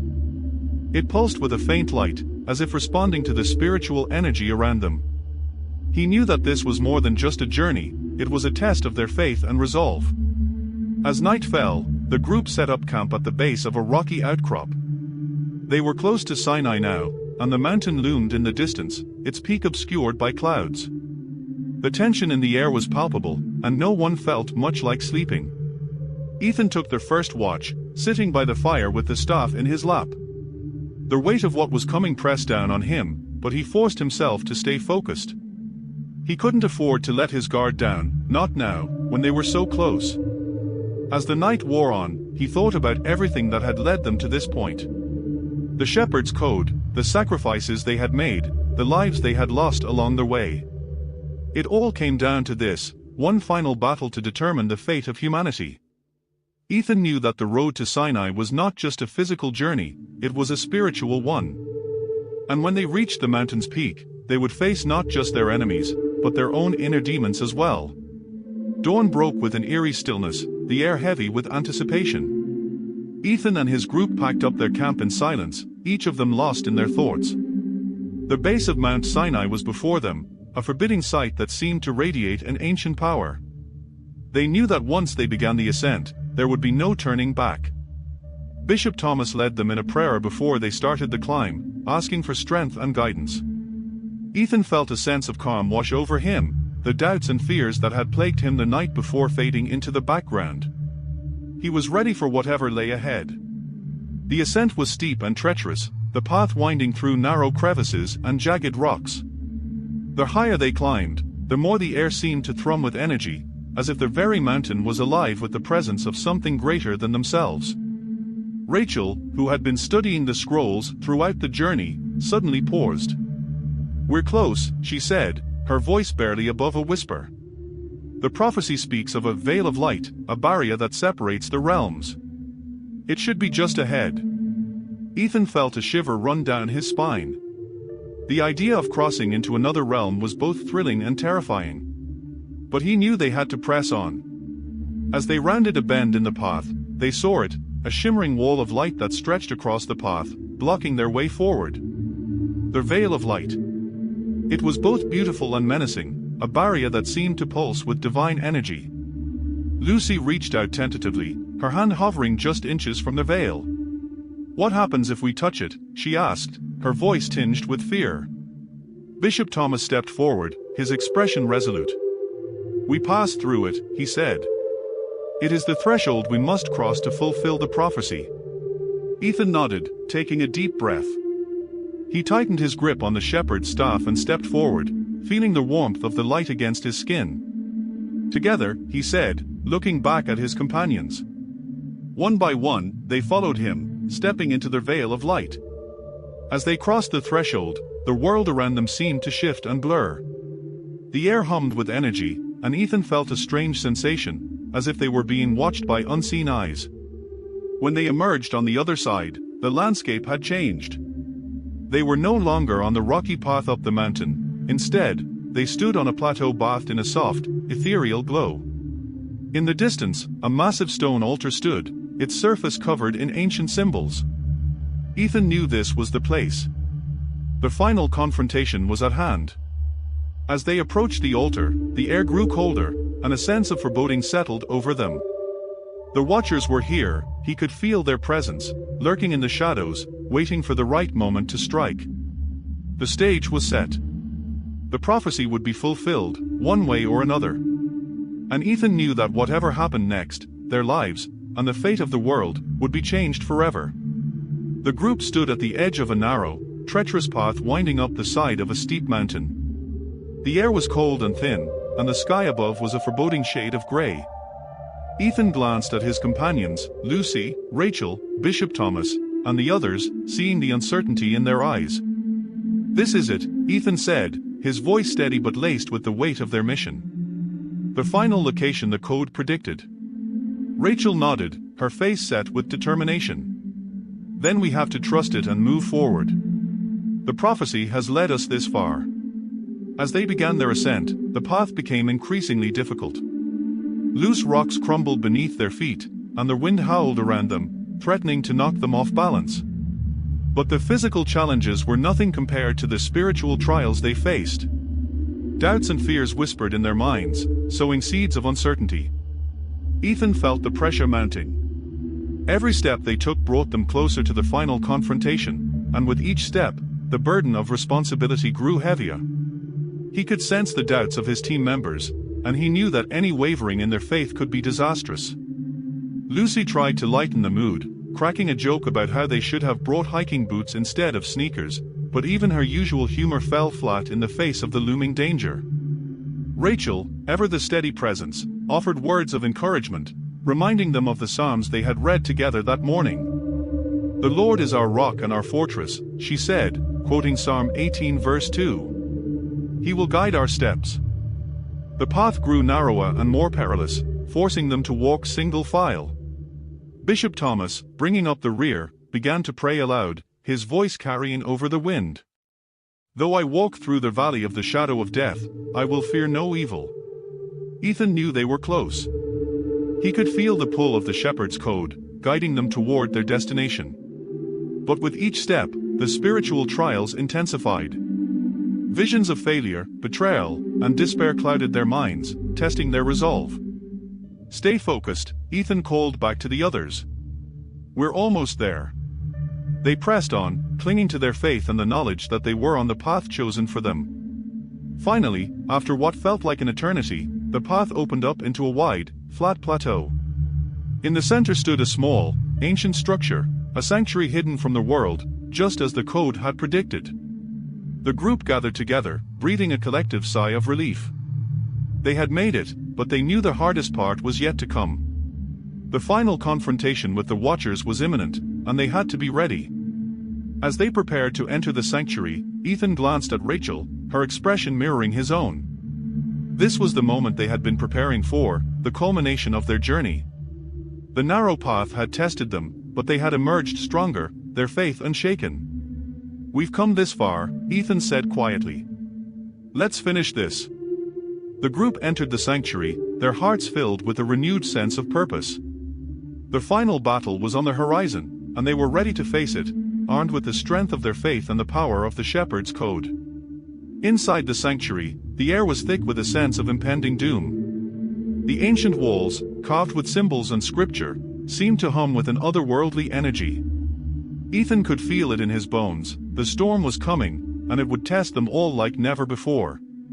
The group set to work, preparing for the final confrontation with the Watchers. Lucy, ever resourceful, was at the center of the sanctuary, setting up a makeshift command center with her laptop and equipment. Rachel and Bishop Thomas consulted the ancient texts they had gathered along their journey, searching for any final clues that might give them an edge in the battle ahead. Outside, the sky darkened further, and the wind began to howl with an unnatural ferocity. It was as if their very elements were aligning against them, a physical manifestation of the spiritual battle that was about to unfold. Ethan paced the length of the sanctuary, his mind racing. The code had led them here, to this moment, but now it was up to them to see it through. He knew they were outnumbered and outmatched in many ways, but he also knew they had something the Watchers did not: faith, and the power of the shepherd's code. As the group finalized their preparations, Ethan gathered them together for a final prayer. "We've come a long way," he said, his voice strong despite the anxiety gnawing at him. "We've faced challenges that seemed insurmountable, and we've lost people we cared about. But we've also seen miracles, and we've witnessed the power of the shepherd's code. Now, we stand on the brink of the final battle. Whatever happens, we must hold onto our faith and trust that we are doing God's will." Bishop Thomas led the prayer, invoking Psalm 144 verse 1, "Blessed be the Lord my rock, who trains my hands for war, and my fingers for battle." His words resonated through the sanctuary, filling them with a sense of divine purpose. As they finished praying, the ground beneath them trembled. Ethan looked at Lucy, who was monitoring the situation on her screen. Her face was pale. "They are here," she whispered. Ethan nodded, his expression grim. "Then it's time." The group moved outside, where the storm was now in full fury. Lightning crackled across the sky, and the wind howled like a living thing. In the distance, they could see the Watchers approaching, a dark, menacing force that seemed to blend with the storm itself. Ethan took a deep breath, feeling the weight of the moment. This was it, the final confrontation. He reached into his pocket and pulled out the small, worn Bible that had been his constant companion throughout this journey. He opened it to Psalm 23 and began to read aloud, his voice steady despite the chaos around them. "The Lord is my shepherd, I shall not want. He makes me to lie down in green pastures, he leads me beside the still waters. He restores my soul." As he spoke, the storm seemed to pause, if only for a moment. The power of their words, the ancient wisdom of the shepherd's code, filled the air, creating a protective barrier around them. The watchers halted in their approach, their leader stepping forward. He was tall and imposing, his eyes filled with malice. "Ethan Shepherd," he called out, his voice booming over the wind. "You cannot win. Surrender the code, and I will spare your lives." Ethan stood firm, his Bible clutched in his hand. "You have no power here," he replied, his voice clear and unwavering. The shepherd's code is not just a tool for predicting events, it is a guide for living a life of faith and righteousness. "You cannot defeat us, because our strength comes from the Lord." The leader of the watchers sneered, but there was a flicker of uncertainty in his eyes. The storm roared back to life, and the final battle began. The clash between Ethan's group and the watchers was both physical and spiritual, the air thick with tension and the roar of the storm.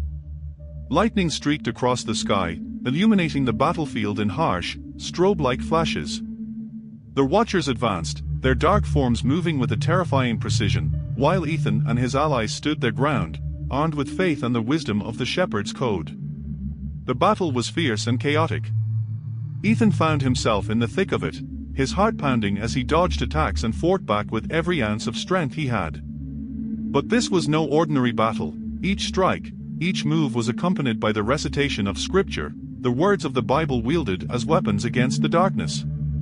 "Though an army may encamp against me, my heart shall not fear," Ethan shouted, quoting Psalm 27 verse 3 as he parried a blow from one of the watchers. Bishop Thomas, despite his age, fought with the vigor of a man half his years, his faith giving him strength. He called out to the others, his voice ringing with conviction. "The Lord is our strength and our shield. We will not be moved." Lucy, ever resourceful, had set up a defense grid using the equipment she had brought with her, creating barriers that slowed down the enemy's advance. "Keep them at bay," she yelled, her fingers flying over her laptop as she redirected power to reinforce their defenses. Rachel fought alongside Ethan, her face set in determination.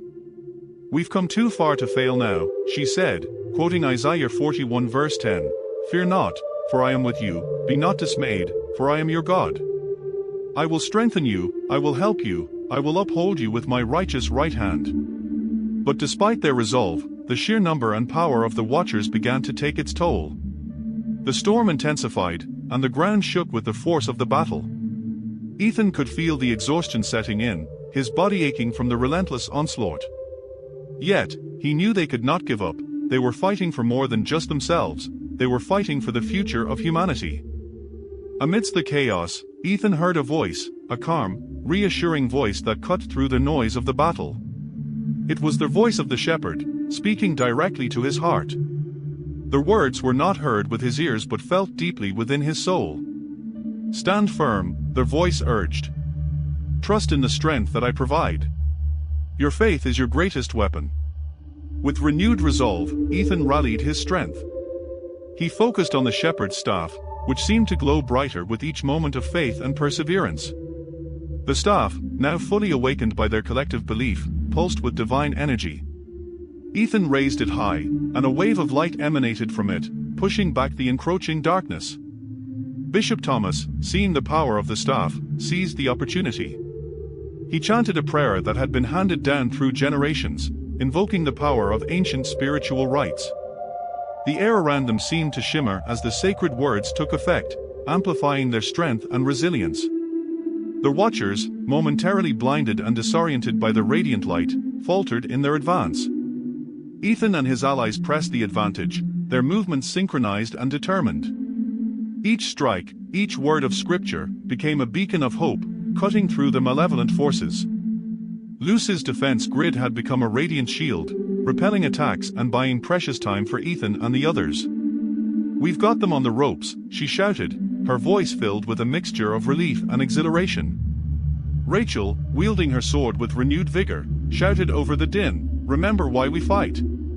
This is for everyone who believes in the light, for every soul that deserves hope." The battle raged on, but the tide had turned.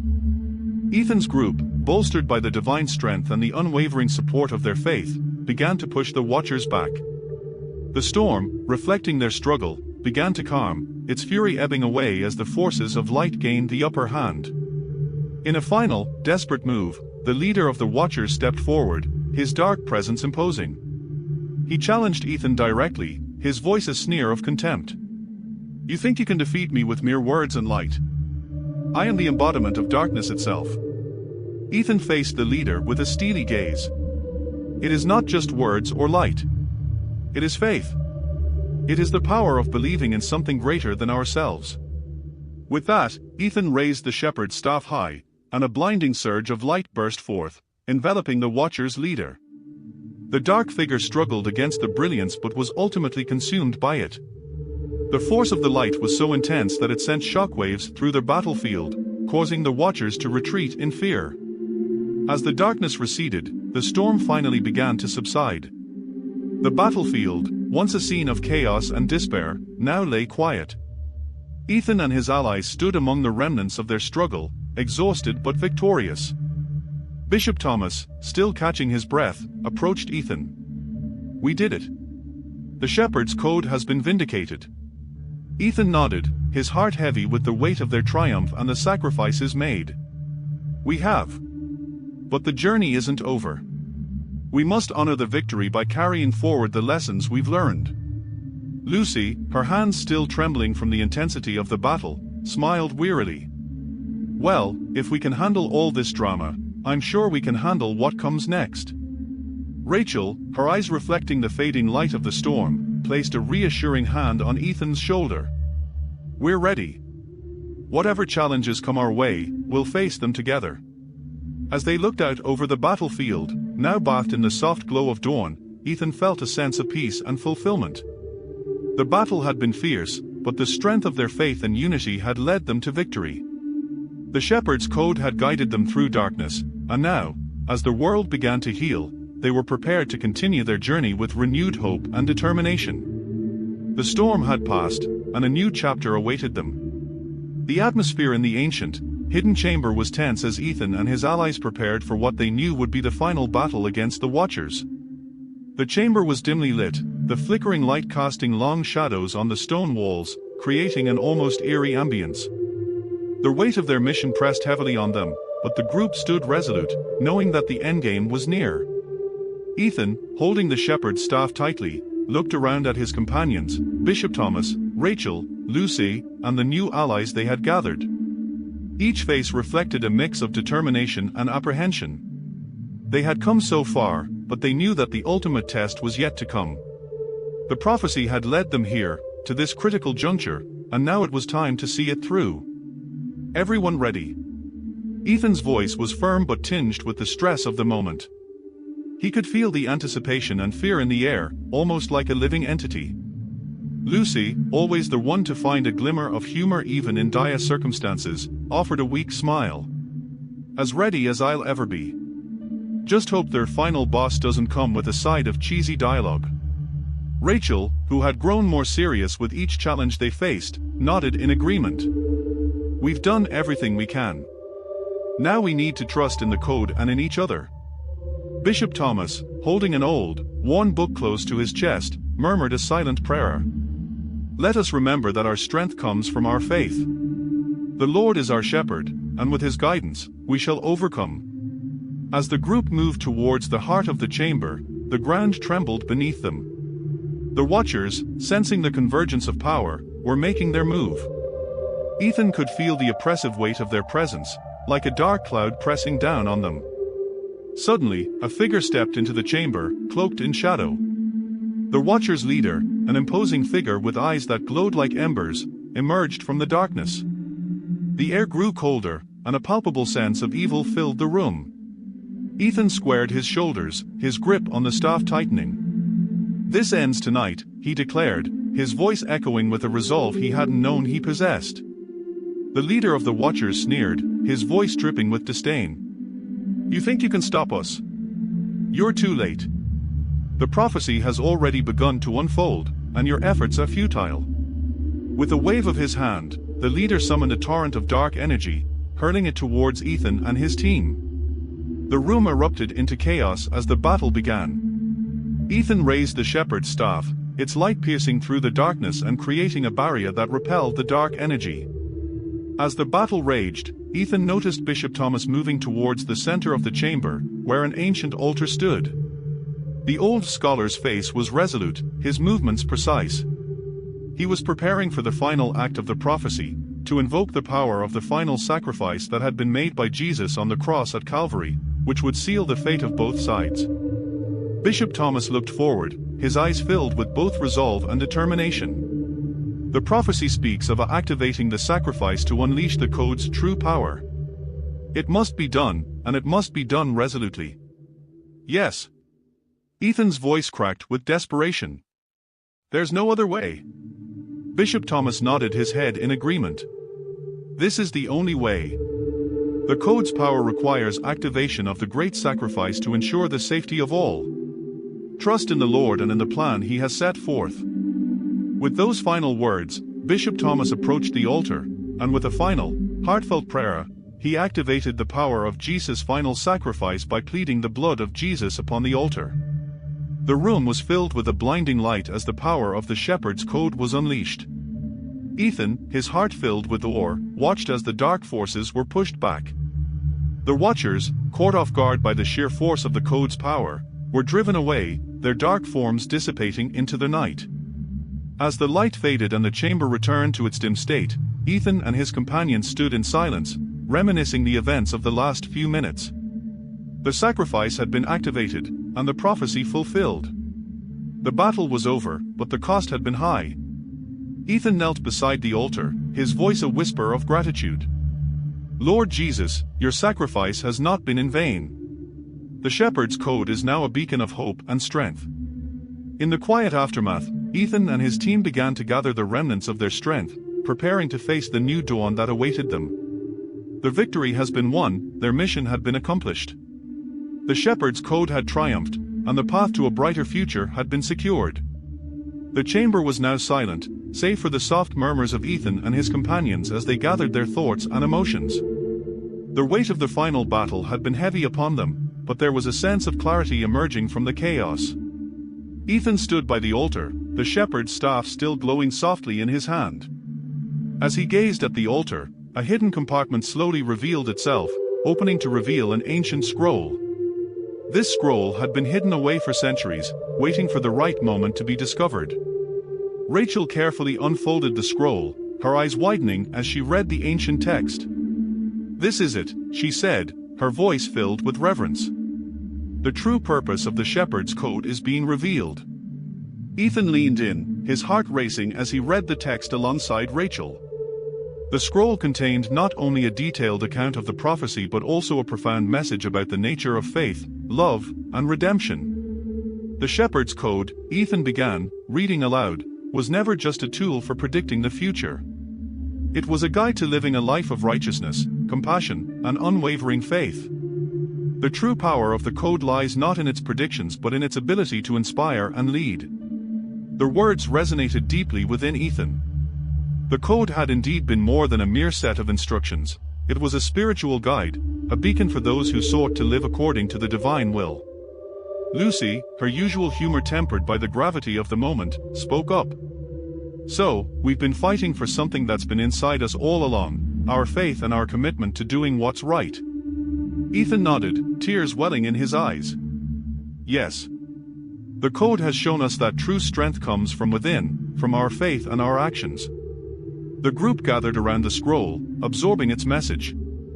The final revelation was a profound reminder that the journey they had undertaken was not just about defeating evil but about embracing and living out the principles of faith and love. As the sun began to rise, casting a golden light into the chamber, Ethan and his allies emerged into a new world, one that had been forever changed by their actions. The shepherd's code had guided them through darkness and despair, leading them to a brighter, more hopeful future. With the code's final message in their hearts, they set out to rebuild and restore, knowing that their mission was far from over. They would continue to spread the message of the Shepherd's Code, guiding others in their journey of faith and redemption. The world outside the chamber was slowly awakening from the chaos that had enveloped it. The once turbulent skies were clearing, and the first signs of peace were beginning to emerge.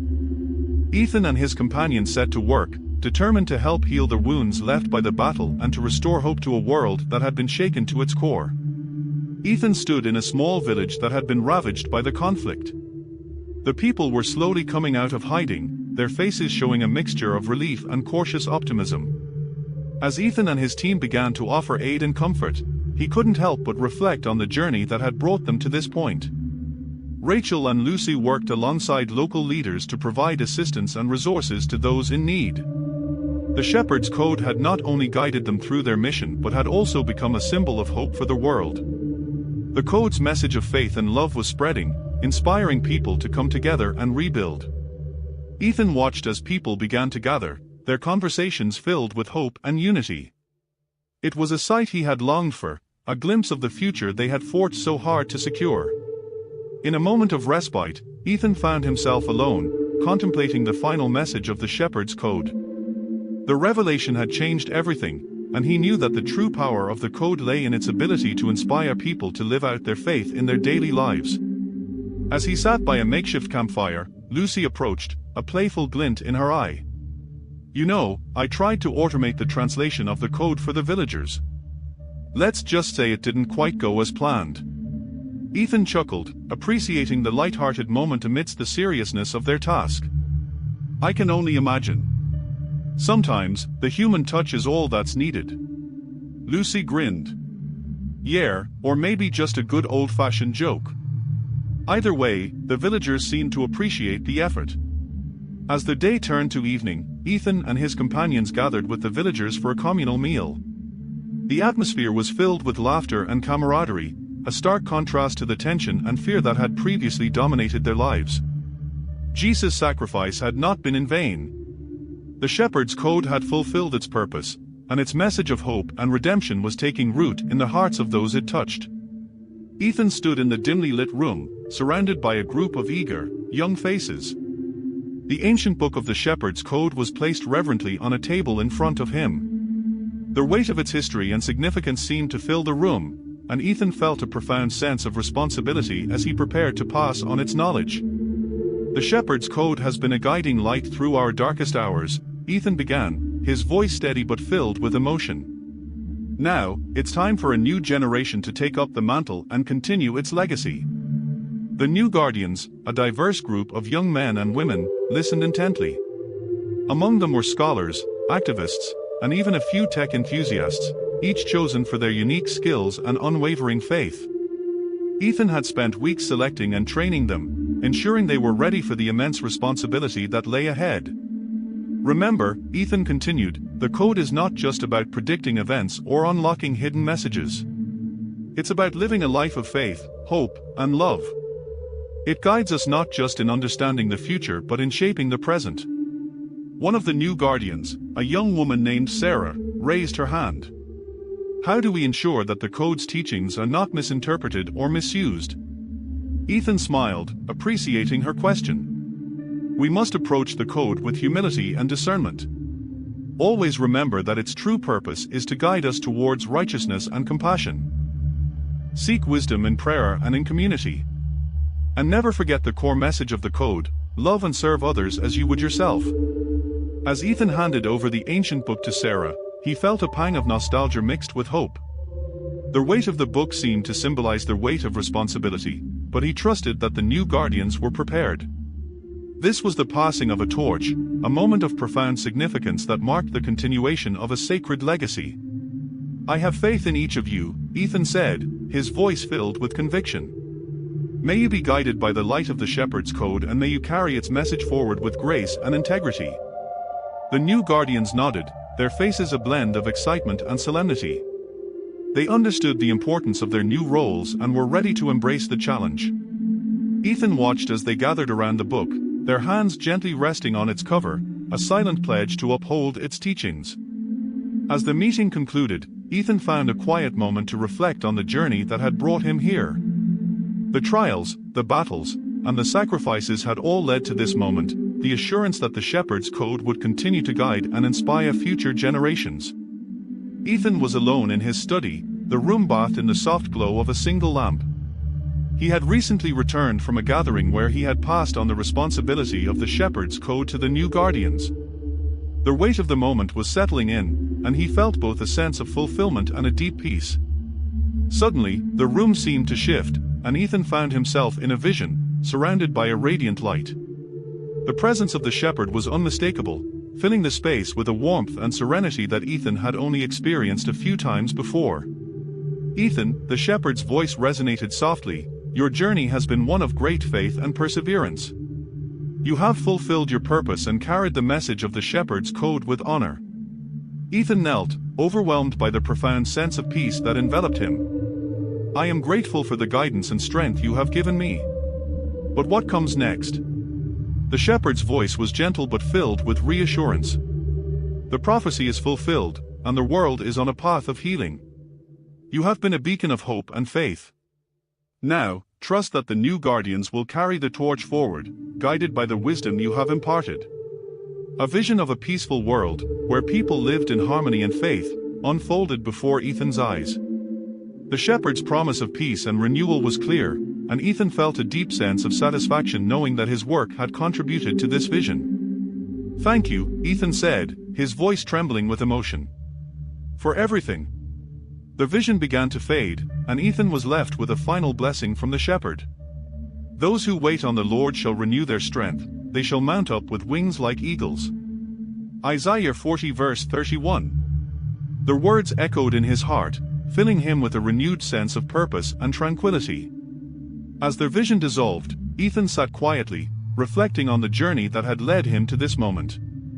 The shepherd's code had been more than a code, it had been a journey of faith, a path of righteousness, and a source of hope for countless individuals. And now, with the final blessing received, Ethan was ready for the next phase of his life. With his mission complete and the responsibilities of the shepherd's code passed on, Ethan retired to a quiet retreat in the countryside. The serene landscape, with its rolling hills and tranquil streams, offered a peaceful refuge from the chaos and intensity of his recent past. Ethan settled into a modest, yet comfortable home surrounded by nature. He spent his days studying, reflecting on the teachings of the shepherd's code, and enjoying the simple pleasures of life. The sense of fulfillment he felt was accompanied by a deep, restorative peace. One evening, as the sun dipped below the horizon and painted the sky with hues of orange and pink, Ethan took a walk by the stream that ran through his property.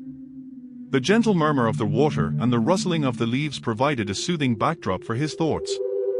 He sat on a nearby bench, reflecting on Psalm 23 verses 2-3, "He makes me to lie down in green pastures, he leads me beside the still waters. He restores my soul." These verses had become a source of comfort and solace, echoing the serenity he now experienced. Ethan often met with visitors, sharing the wisdom he had gained and offering guidance to those seeking inspiration. His home became a place of learning and reflection, where people came to hear about the shepherd's code and the journey it had taken to uncover its truths. Despite the peaceful surroundings, Ethan remained aware of the world's ongoing struggles and the new generation of guardians who carried on the work he had begun. He occasionally received updates from them, hearing of their successes and challenges, and finding joy in their continued commitment to the code's teachings. As Ethan looked out over the peaceful landscape, he felt a profound sense of gratitude. His life had been transformed by the shepherd's code, and now, in this new phase of rest and reflection, he found fulfillment in knowing that the legacy of the code would endure. The setting sun cast a golden light over Ethan as he closed his eyes, embracing the tranquility that had eluded him for so long. The shepherd's code had guided him through the darkest times, and now, it guided him towards a peaceful and contented future. The story of Ethan Shepherd and the shepherd's code had come full circle, and with a heart full of gratitude and peace, Ethan embraced the calm that lay ahead, knowing that his journey had made a difference and that the legacy of the shepherd's code would continue to inspire and guide others. Ethan looked around at the people he had fought so hard to protect. The battle was over, but the work was just beginning. The journey of faith and redemption was ongoing, and he was ready to continue leading by example. As the stars began to twinkle in the night sky, Ethan felt a renewed sense of purpose. The future was bright, and the path forward was clear. With the Shepherd's Code as their guide, they would face whatever challenges lay ahead, united in their faith and their commitment to making the world a better place. The impact of the Shepherd's Code had ripple effects far beyond Ethan's wildest imaginings.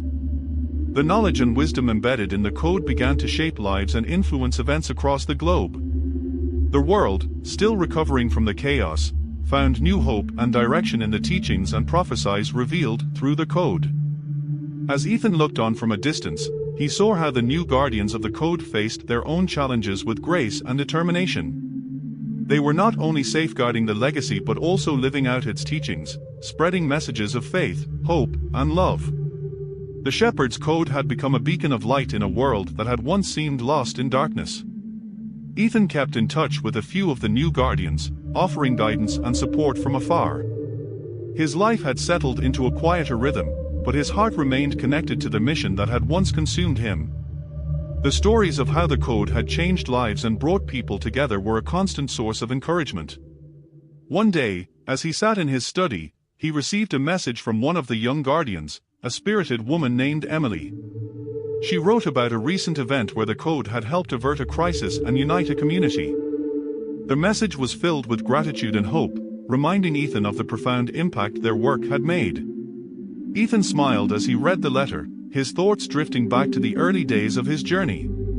He recalled the trials, the betrayals, the sacrifices, and the moments of profound clarity that had shaped his path. Now, as he reflected on the legacy of the Shepherd's Code, he felt a deep sense of fulfillment. He glanced at a framed photo on his desk, an image of his old team, a testament to the bonds forged in their shared struggle. Each face in the photo was a reminder of the journey they had undertaken together, the battles they had fought, and the victories they had achieved. With a sense of peace, Ethan took out his Bible and flipped to Psalm 119 verse 105, "Your word is a lamp to my feet and a light to my path." He marveled at how this verse had guided him through the darkest times and how it continued to light the way for others. The sun was setting, casting a warm glow over his study. Ethan felt a profound sense of gratitude for the path he had walked and for the legacy that now lived on through others. As he prepared for a quiet evening, he knew that the Shepherd's Code would endure, a testament to faith, perseverance, and the eternal light of hope. The world had begun to heal, the shadows of chaos gradually receding as the teachings of the Shepherd's Code spread far and wide. Ethan Shepherd's story had become a legend, a tale of courage and faith that inspired countless individuals. But the true essence of the journey lay in the timeless principles of the code and its reflection of divine guidance. One evening, as the sky blazed with hues of orange and pink, Ethan walked through a peaceful meadow near his home. The air was crisp and filled with the serene sounds of nature. He felt a profound connection to the world around him, a sense of belonging and purpose that transcended the struggles of the past. In the distance, he saw a small group of people gathered, sharing stories and insights inspired by the Shepherd's Code. Ethan approached them, observing their discussions with a sense of satisfaction. The new generation of guardians was flourishing, carrying forward the wisdom and hope that had once guided him. As the sun dipped below the horizon, casting long shadows, Ethan took a deep breath and reflected on his journey. He recalled the final message he had received from the spiritual realm, a blessing that had affirmed the fulfillment of the prophecy and the promise of peace. He had come to understand that his role was not merely to decipher the code but to embody its teachings and pass them on. With a sense of serenity, Ethan reached into his pocket and pulled out a small, worn Bible. It had been with him throughout his journey, a constant source of strength and inspiration.